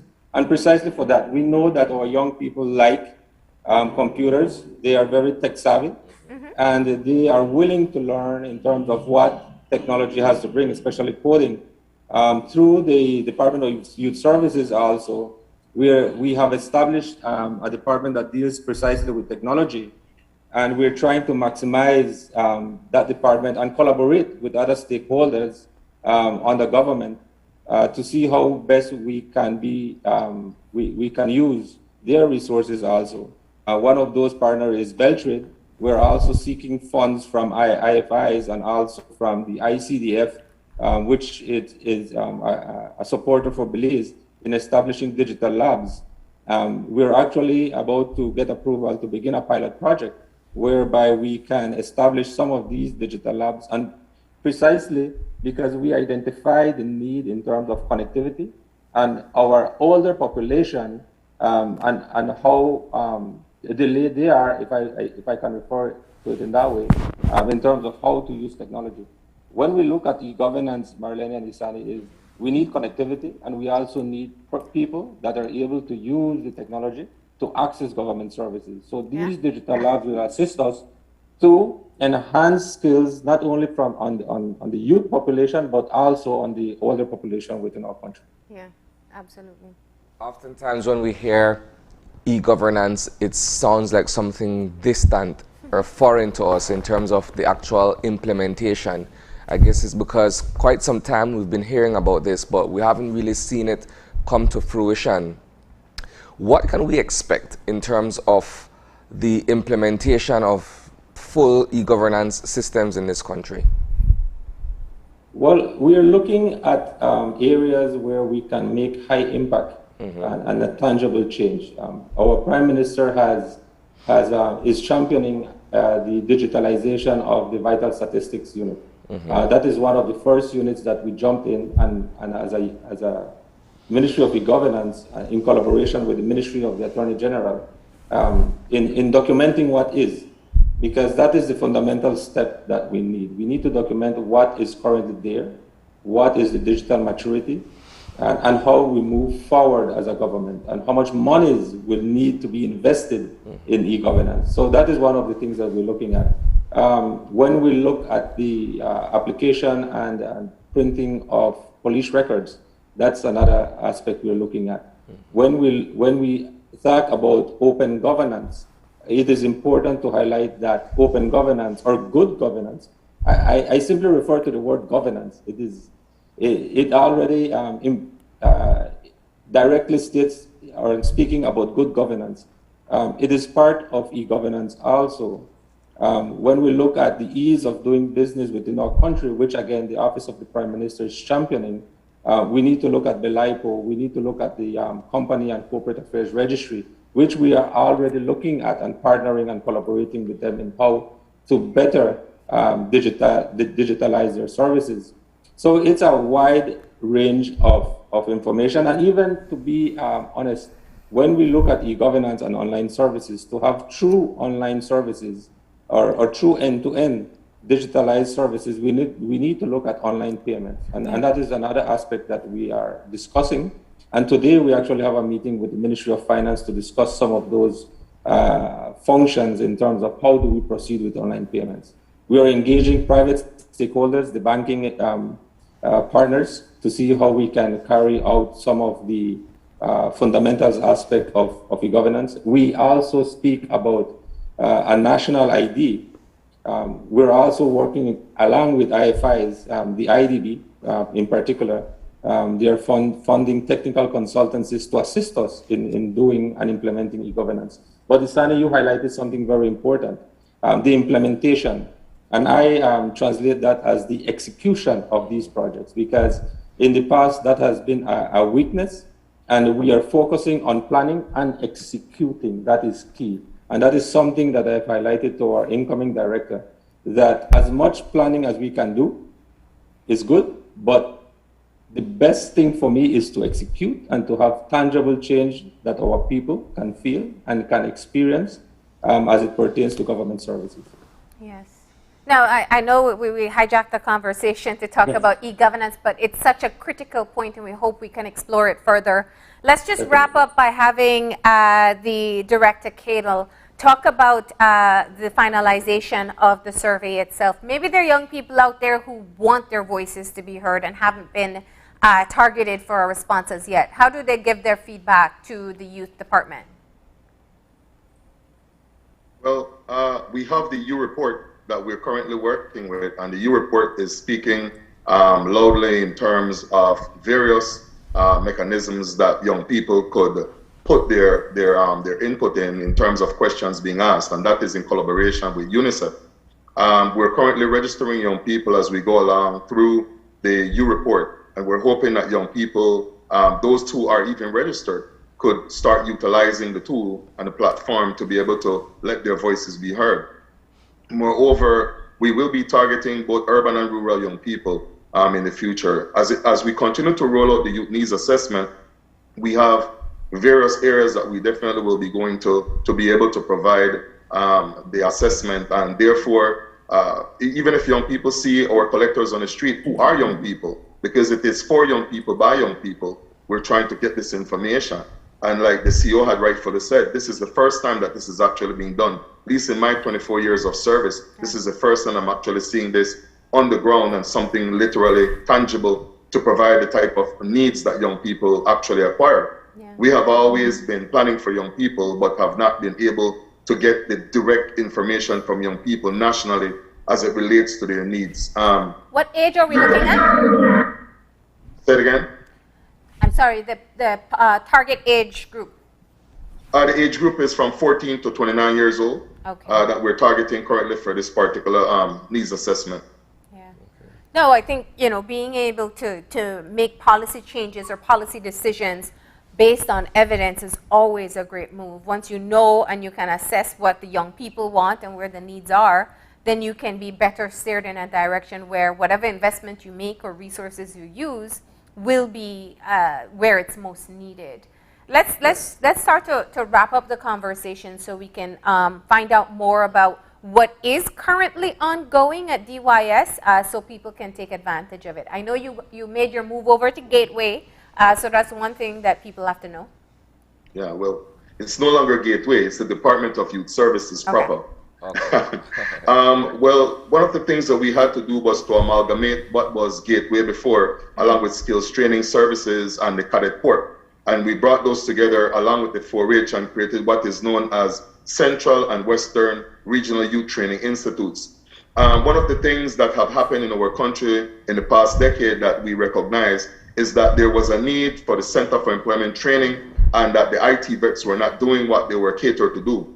And therefore we needed to put a step back to what the IT vets were doing and to create what we now call the Center for Employment Training modules that we'll actually be utilizing in the training institutes. Along with agriculture. Agriculture is another big area that we're actually going to utilize to try and hallmark, especially young people in the rural areas. We are partnering currently with SICA, and we're also partnering with UNHCR to bring about the cure violence model within our district, our cities, by creating what is going to be called the community committees on violence with violence interrupters, getting ready to do training of trainers with people so that they could be able to better work with their people within their communities.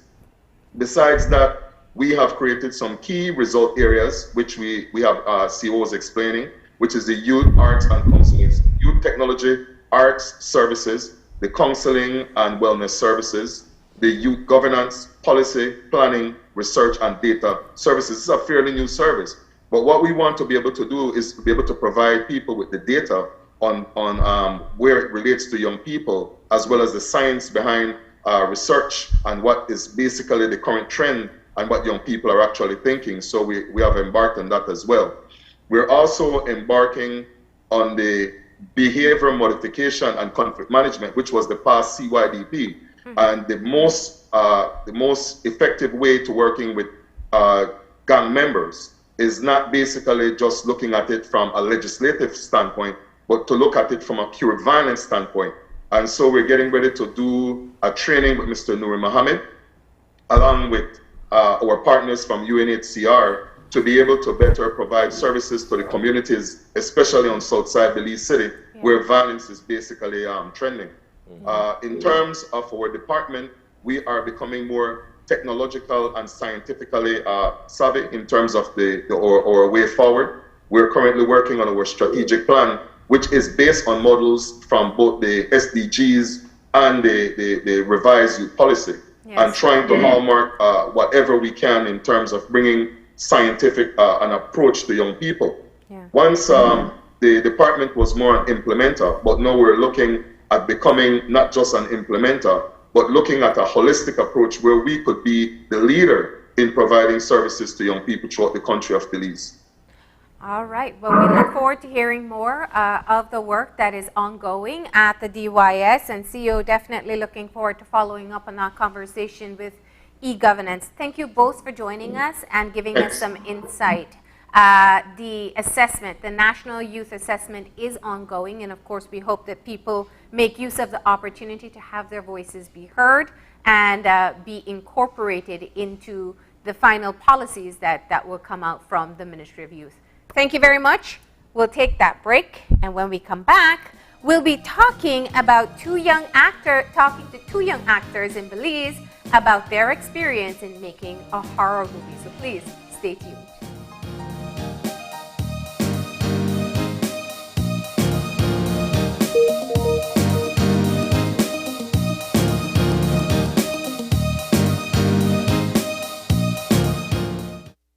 With the touch of a finger, we can easily unlock our phones and securely gain access to our data. This technology is called biometrics, and the Social Security Board is introducing fingerprint recognition to make transactions and handling of your sensitive data secure, fast, accurate, and convenient. Is your identity safe? Fingerprint recognition will keep your social security record secure and confidential while making your access fast and easy. It protects your identity. Is your name a common one? Fingerprint recognition uses your unique characteristics, ensuring your hard-earned benefits go directly to you, the rightful owner. Tired of all the paperwork? Fingerprinting makes this hassle-free.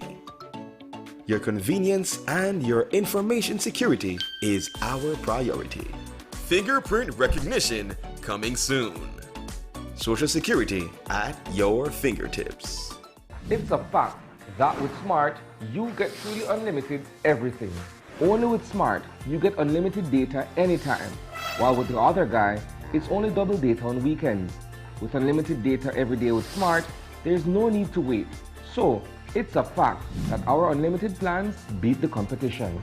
Stop being measured and told when to use your data and get unlimited talk, text, and data. Experience the true unlimited plans with Smart. That's a fact. Make the switch and live smart. Why should you wear your mask? To protect myself.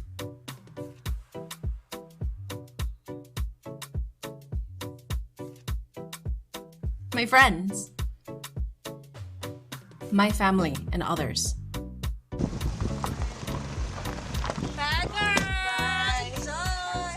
I wear my mask because I love my grandparents. With so many reasons to wear a mask, we continue to advise persons to wear a face mask properly, covering both nose and mouth. Together, we can keep Belize COVID-19 safe.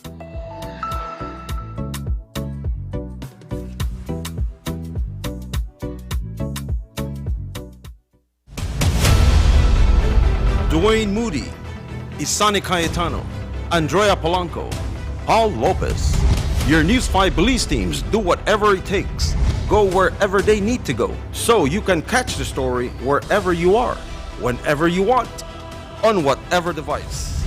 Channel 5 Belize on television, Facebook, Instagram, and YouTube, because news is now everywhere, all the time. And so are we.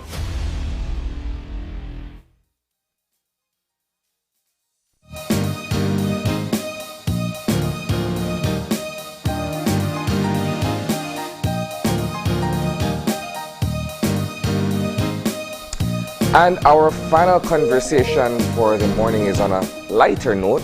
We have with us two young men who are getting their feet wet in the world of acting, if I may, right? So we have with us Wane Arzu, he's an actor. We also have Oladipupo Ogunjobi, we know him as Dipo. He's an actor and a comedian. Good morning, gentlemen. Good morning, guys. So this is your foray into the world of horror movies. Let's begin first of all by getting from you what sparked your interest, what piqued your curiosity to want to get involved in acting first of all, and in this particular genre of cinema. Let's start with you, Deepo. Oh, well, in regards to acting, I started acting 5 years ago, 2015, as everyone probably knows. I just love acting. I love expressing myself. I love letting people know what I can do. And acting is just about you being someone else while being you. So it's something that I love doing. It's something that I'm very passionate about. I don't know what I would do without acting, man. But acting is the thing for me, and I will always do it. So I got into acting 5 years ago and started with comedy. It helps me to show my boldness. You know, it helps me to do what I'm supposed to do. It makes me feel alive, you know? Yeah. And that's what actually one of the things I wanted to mention. Before people say that you get famous from this horror movie, both of you have established yourself on social media for different things. I know, Wani, you're big on TikTok, and Deepo, you have been creating comedy for Facebook for quite a while as well. Let's talk about that journey and how it then moved into trying to be cast and eventually being cast in the horror film? You know, 5 years ago when I started making the videos on my phone, I didn't know I was going to go this far. I was just doing what I love to do, and I was just making people laugh. So I didn't know I was going to go this far. Actually, I just got featured in another movie that just came out a few weeks ago, titled Try the Jungle. I was one of the Billy's and Chick players in the movie as well. Okay. So transitioning from just shooting skits and just making people laugh to being on Netflix, to being on big screen, and now being featured in a horror movie is an overwhelming feeling. I feel so happy. I don't even know how to feel. I'm so grateful for everything happening to me.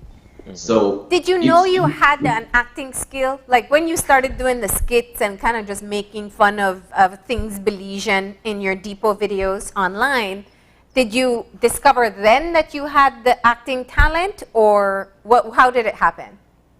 I found out I got the talent because when I speak, everyone was laughing. The way I move my body, everyone was laughing. So I was like, oh, I can do this. I can make people laugh. I can act in a different way. Because my comedy had 4 different personalities where I play all the roles, but female and males. So me being able to transition into other personalities where I be myself is a great thing to do.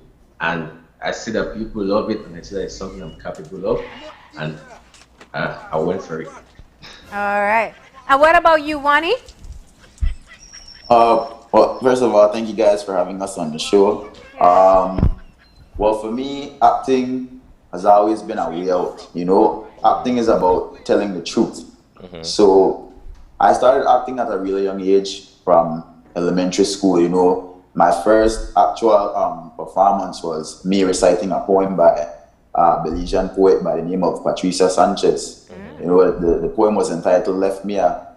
I started off performing in front of my family, then I went to school and I performed it in front of my class. My teacher was impressed and he made me recite the poem in front of the entire school. And then from there we started going to Festival of Arts. Then I ended up in Chetamal. So it has always been a part of my life. Apart from that, I've been featured in numerous commercials in Belize. So music videos. Yes, I've also I ventured off into music videos as well. That was when I was vacationing in the US actually. Yeah, funny thing because I took a hiatus from acting from when I was younger, you know. I was vacationing in the US. I believe it was 2017, and I was actually scouted out. You know, this random person came up to me and asked me if I was in the entertainment industry, which I had no knowledge of being in America, you know. I said no. So the person was like, well, you have a face for TV, so you should definitely get some headshots and, you know, try submitting to a talent agency. You never know how far you might get.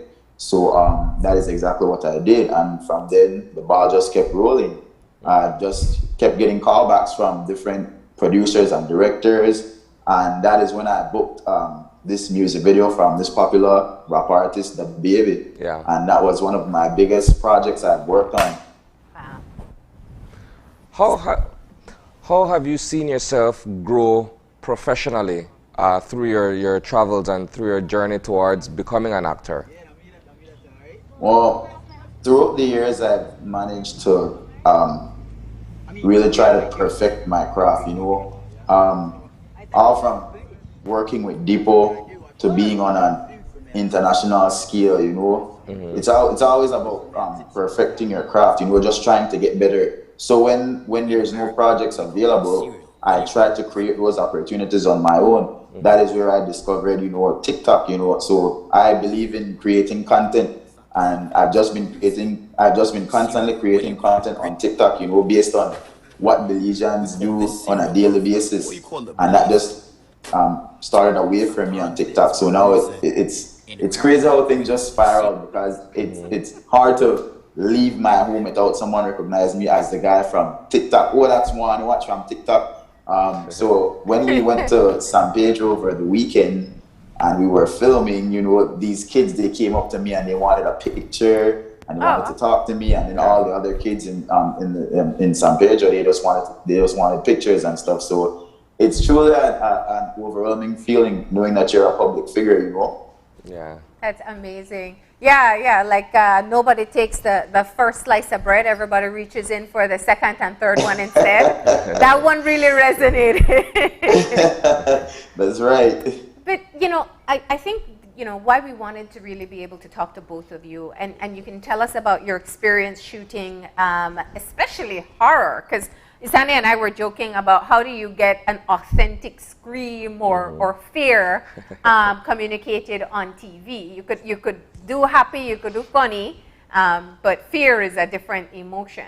So let's talk about that for a moment. I believe when it comes to acting, I believe you have to be versatile. You have to be bold, and you have to put yourself through different tests, whereby you have to probably go and do some research and do some studying. For example, it's not everyone can cry in a movie. You probably have to go back and learn how to cry. You know, it's not everyone that can scream in a movie like you just seen a ghost. You have to probably go back and scream a couple times behind camera so you can get in front of the camera. So it depends on how bold you are and how versatile you are, which I think a lot of people are. But you just have to bring it up. You have to think about yourself in the situation, and you have to do it. As I said, it's just about you being someone else while being yourself. So you just have to think about the situation and try to be that person at a certain moment. But you know, it's pretty funny from transitioning from comedy to acting, then to being in a scary movie. Yeah. You know, all of that just goes with being bold and being versatile, which is all probably the attributes that an actor must possess. You look so grateful. That's how you look, people. I see it on your face. You look so grateful. Yeah, I am. Yeah. Very. All right, let's see you get in character for a moment. Show us what it's like to be scared. When you're scared, for example, if you see a ghost coming, you better be like,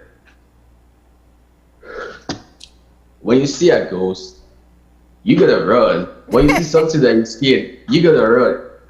If I see something that I'm scared of, I'm like, I'm gone. I will wait. But it depends on how the script tells you to do it. If the script tells you to wait right there and be scared, then you gotta be scared right there. Yeah. Tell you to run, you gotta run. So like, are you gone? Nice. Did you have to scream? Yeah, I had to scream in some part. All right. So we'll go over to one and now we'll do another improv session here. So you can show us what it's like to scream or show fear. Right. Get in character. 3, 2, 1.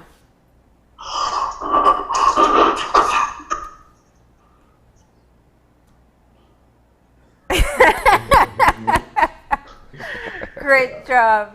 So for me, how I get into character is I try to relate everything to real life. You know, it's like if I were to see something or hear something in the shadows, what would be my reaction in real life? And that's how I just transition. So I'm like, so if I'm walking home alone and it's dark and I hear a little scuffle in the bushes, then I'll be like, then I'll be like, oh, my mind is just playing tricks on me, right? But that's pretty much it. Yeah. You know, let's the other thing I wanted to touch on was just how accessing opportunity has gotten easier for Belizeans or people living in Belize as well. Because when you look at your trajectory, Deepo, through Comedy Online and Wani through your own creative videos online, you created a name for yourself and you are creating an opportunity now for yourself as an actor. What do you say to other young people about just using the tools that we do have? There's so much we don't have in this country, we can acknowledge that, but using the tools that we do have to really set out your dream and go after it. Well, everything is basically online now, right? So it's all about self-submission and it's all about being authentic, being unique, being original. You know, that's what people want to see. People don't want to see things that they've seen before. They want to see that original, authentic. So I'd say be original. I'd say remain humble, steady the course, and just work hard. You know, when opportunities aren't there, create the opportunities for yourself. And Deepo? Yeah, on my part, I believe you just have to use what you have. You have to use what you have wisely, irrespective of what you have. It don't matter what type of camera you have, like phone. It does not matter what type of phone that you have. What matters is that people see. It don't matter how they see. So no, what you have to do is that you just have to use what you have. If it's Facebook, you have social media. As Wale just said, everything is online and the internet is free. There's free Wi-Fi everywhere. You can do whatever you want to do right now. So you just have to use what you have. As Wale said, remain humble and keep pushing. Just do it. Don't look at anything. Just do it. And that is one of the main thing that you need to do. You need to be humble, because that is the only way people will actually remember you. Because I remember while in the US, going on many auditions, as a right actor, because I've only been acting professionally for, I'd say, 4 years. So going out into the US, I mean, it's totally different, because there are so many seasoned actors that you're going up against. But you know what they say, hard work beats talent when talent doesn't work hard. So I went in with the mentality, I have nothing to lose and everything to gain. Therefore, I'm going to give it 150%. While these other actors who are seasoned, they're going in with 50%. I go in with my humility, and the producers and the directors, they will remember you, not for your audition, but for your attitude and how humble you were. So maybe you're not right for this role, but they have other projects coming up, and they will definitely reach out to you. Yeah. I think that's such a powerful message and a great one to close off on. Thank you for telling us a bit about your experience. You've had you have such a following online, of course, but we really look forward to seeing you on the big screen, living out those scary moments along with you. Yes, we've been told that it's actually going to be in theaters at the end of the year, so we're looking forward to that as well. Gosh. Yeah. Well, we're proud of you, and thank you for telling us just a bit about your story, and we look forward to seeing the movie itself. And it should be noted that there was a small group of Belizeans who participated in the movie. It was mostly an international acting crew. Right. Yeah. 80% of the cast came from America along with the film crew, and the other 20% were us Belizeans, as shown in the picture. We're the only Belizeans in film. Well, we are proud of you guys, and thank you for telling us all about it today. Thank you guys for having us. Thank you. All right. Stay safe and best of luck. With that, though, we got to go ahead and take our final break, and we'll be back in a few.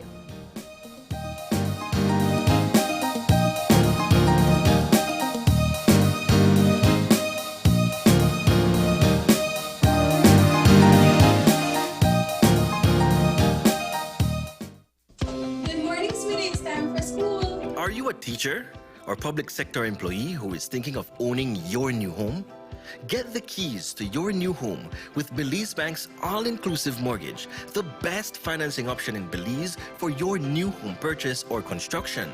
Inclusive of all mortgage-related fees, no down payment, affordable terms, amazingly low interest rates. Visit our nearest branch to speak to one of our financial advisors to discuss how you can be one step closer to owning your new home. Some conditions apply.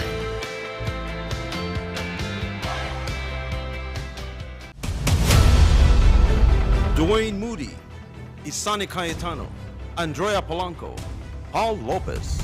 Your News 5 Belize teams do whatever it takes. Go wherever they need to go, so you can catch the story wherever you are, whenever you want, on whatever device. Channel 5 Belize on television, Facebook, Instagram, and YouTube.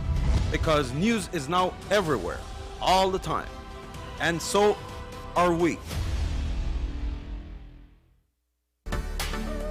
2020 taught us the importance of being connected to the virtual world, and NextGen is here to keep its commitment to you. Even if you're physically apart, NextGen keeps you digitally connected. Okay, everyone, thank you for following me today. NextGen provides more than just an internet plan. They provide service plans that support all your online needs.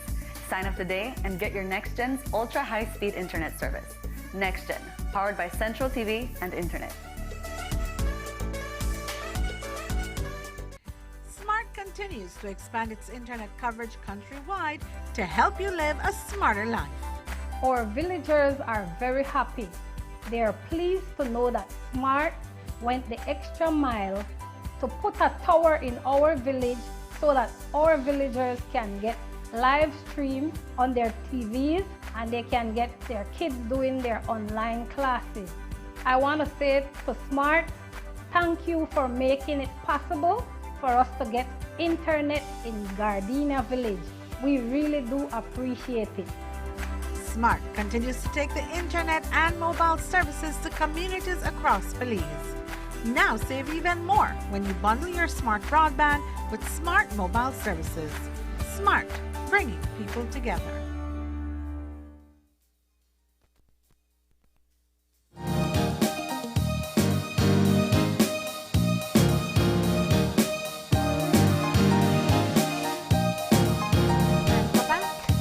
We are back and at the end of our show, Marlene. I just wanted to reflect on the discussion that we had with the Minister of Home Affairs earlier in terms of the work of the police department and of course the challenges that they are facing in terms of trying to, keep a lid on crime and violence.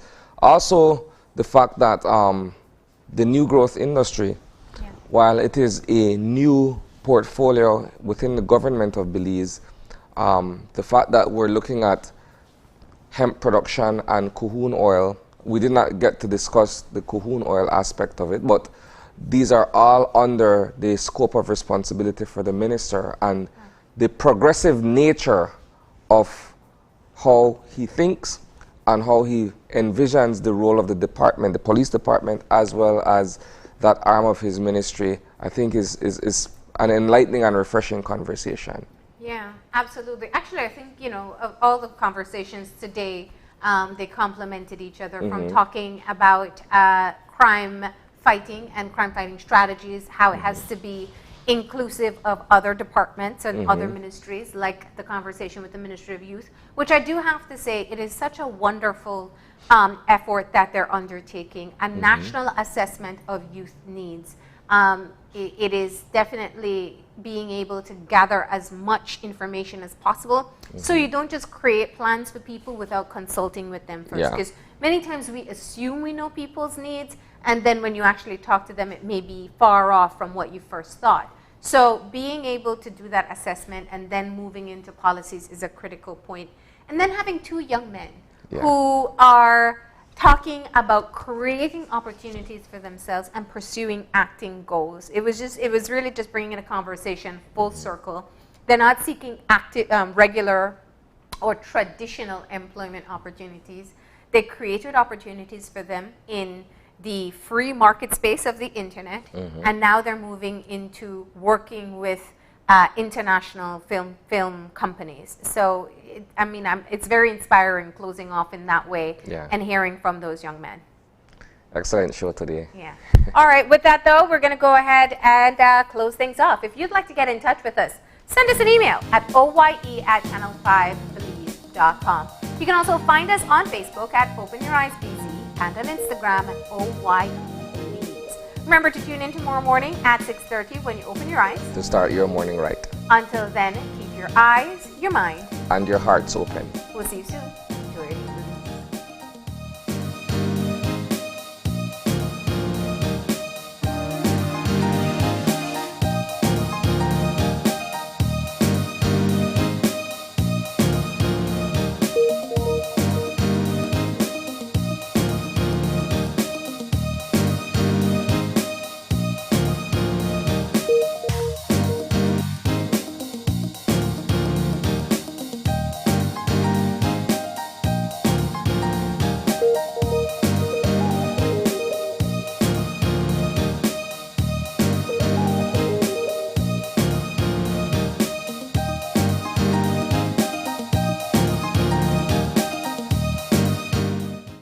Open Your Eyes was brought to you by the Belize Bank. Our country, your bank.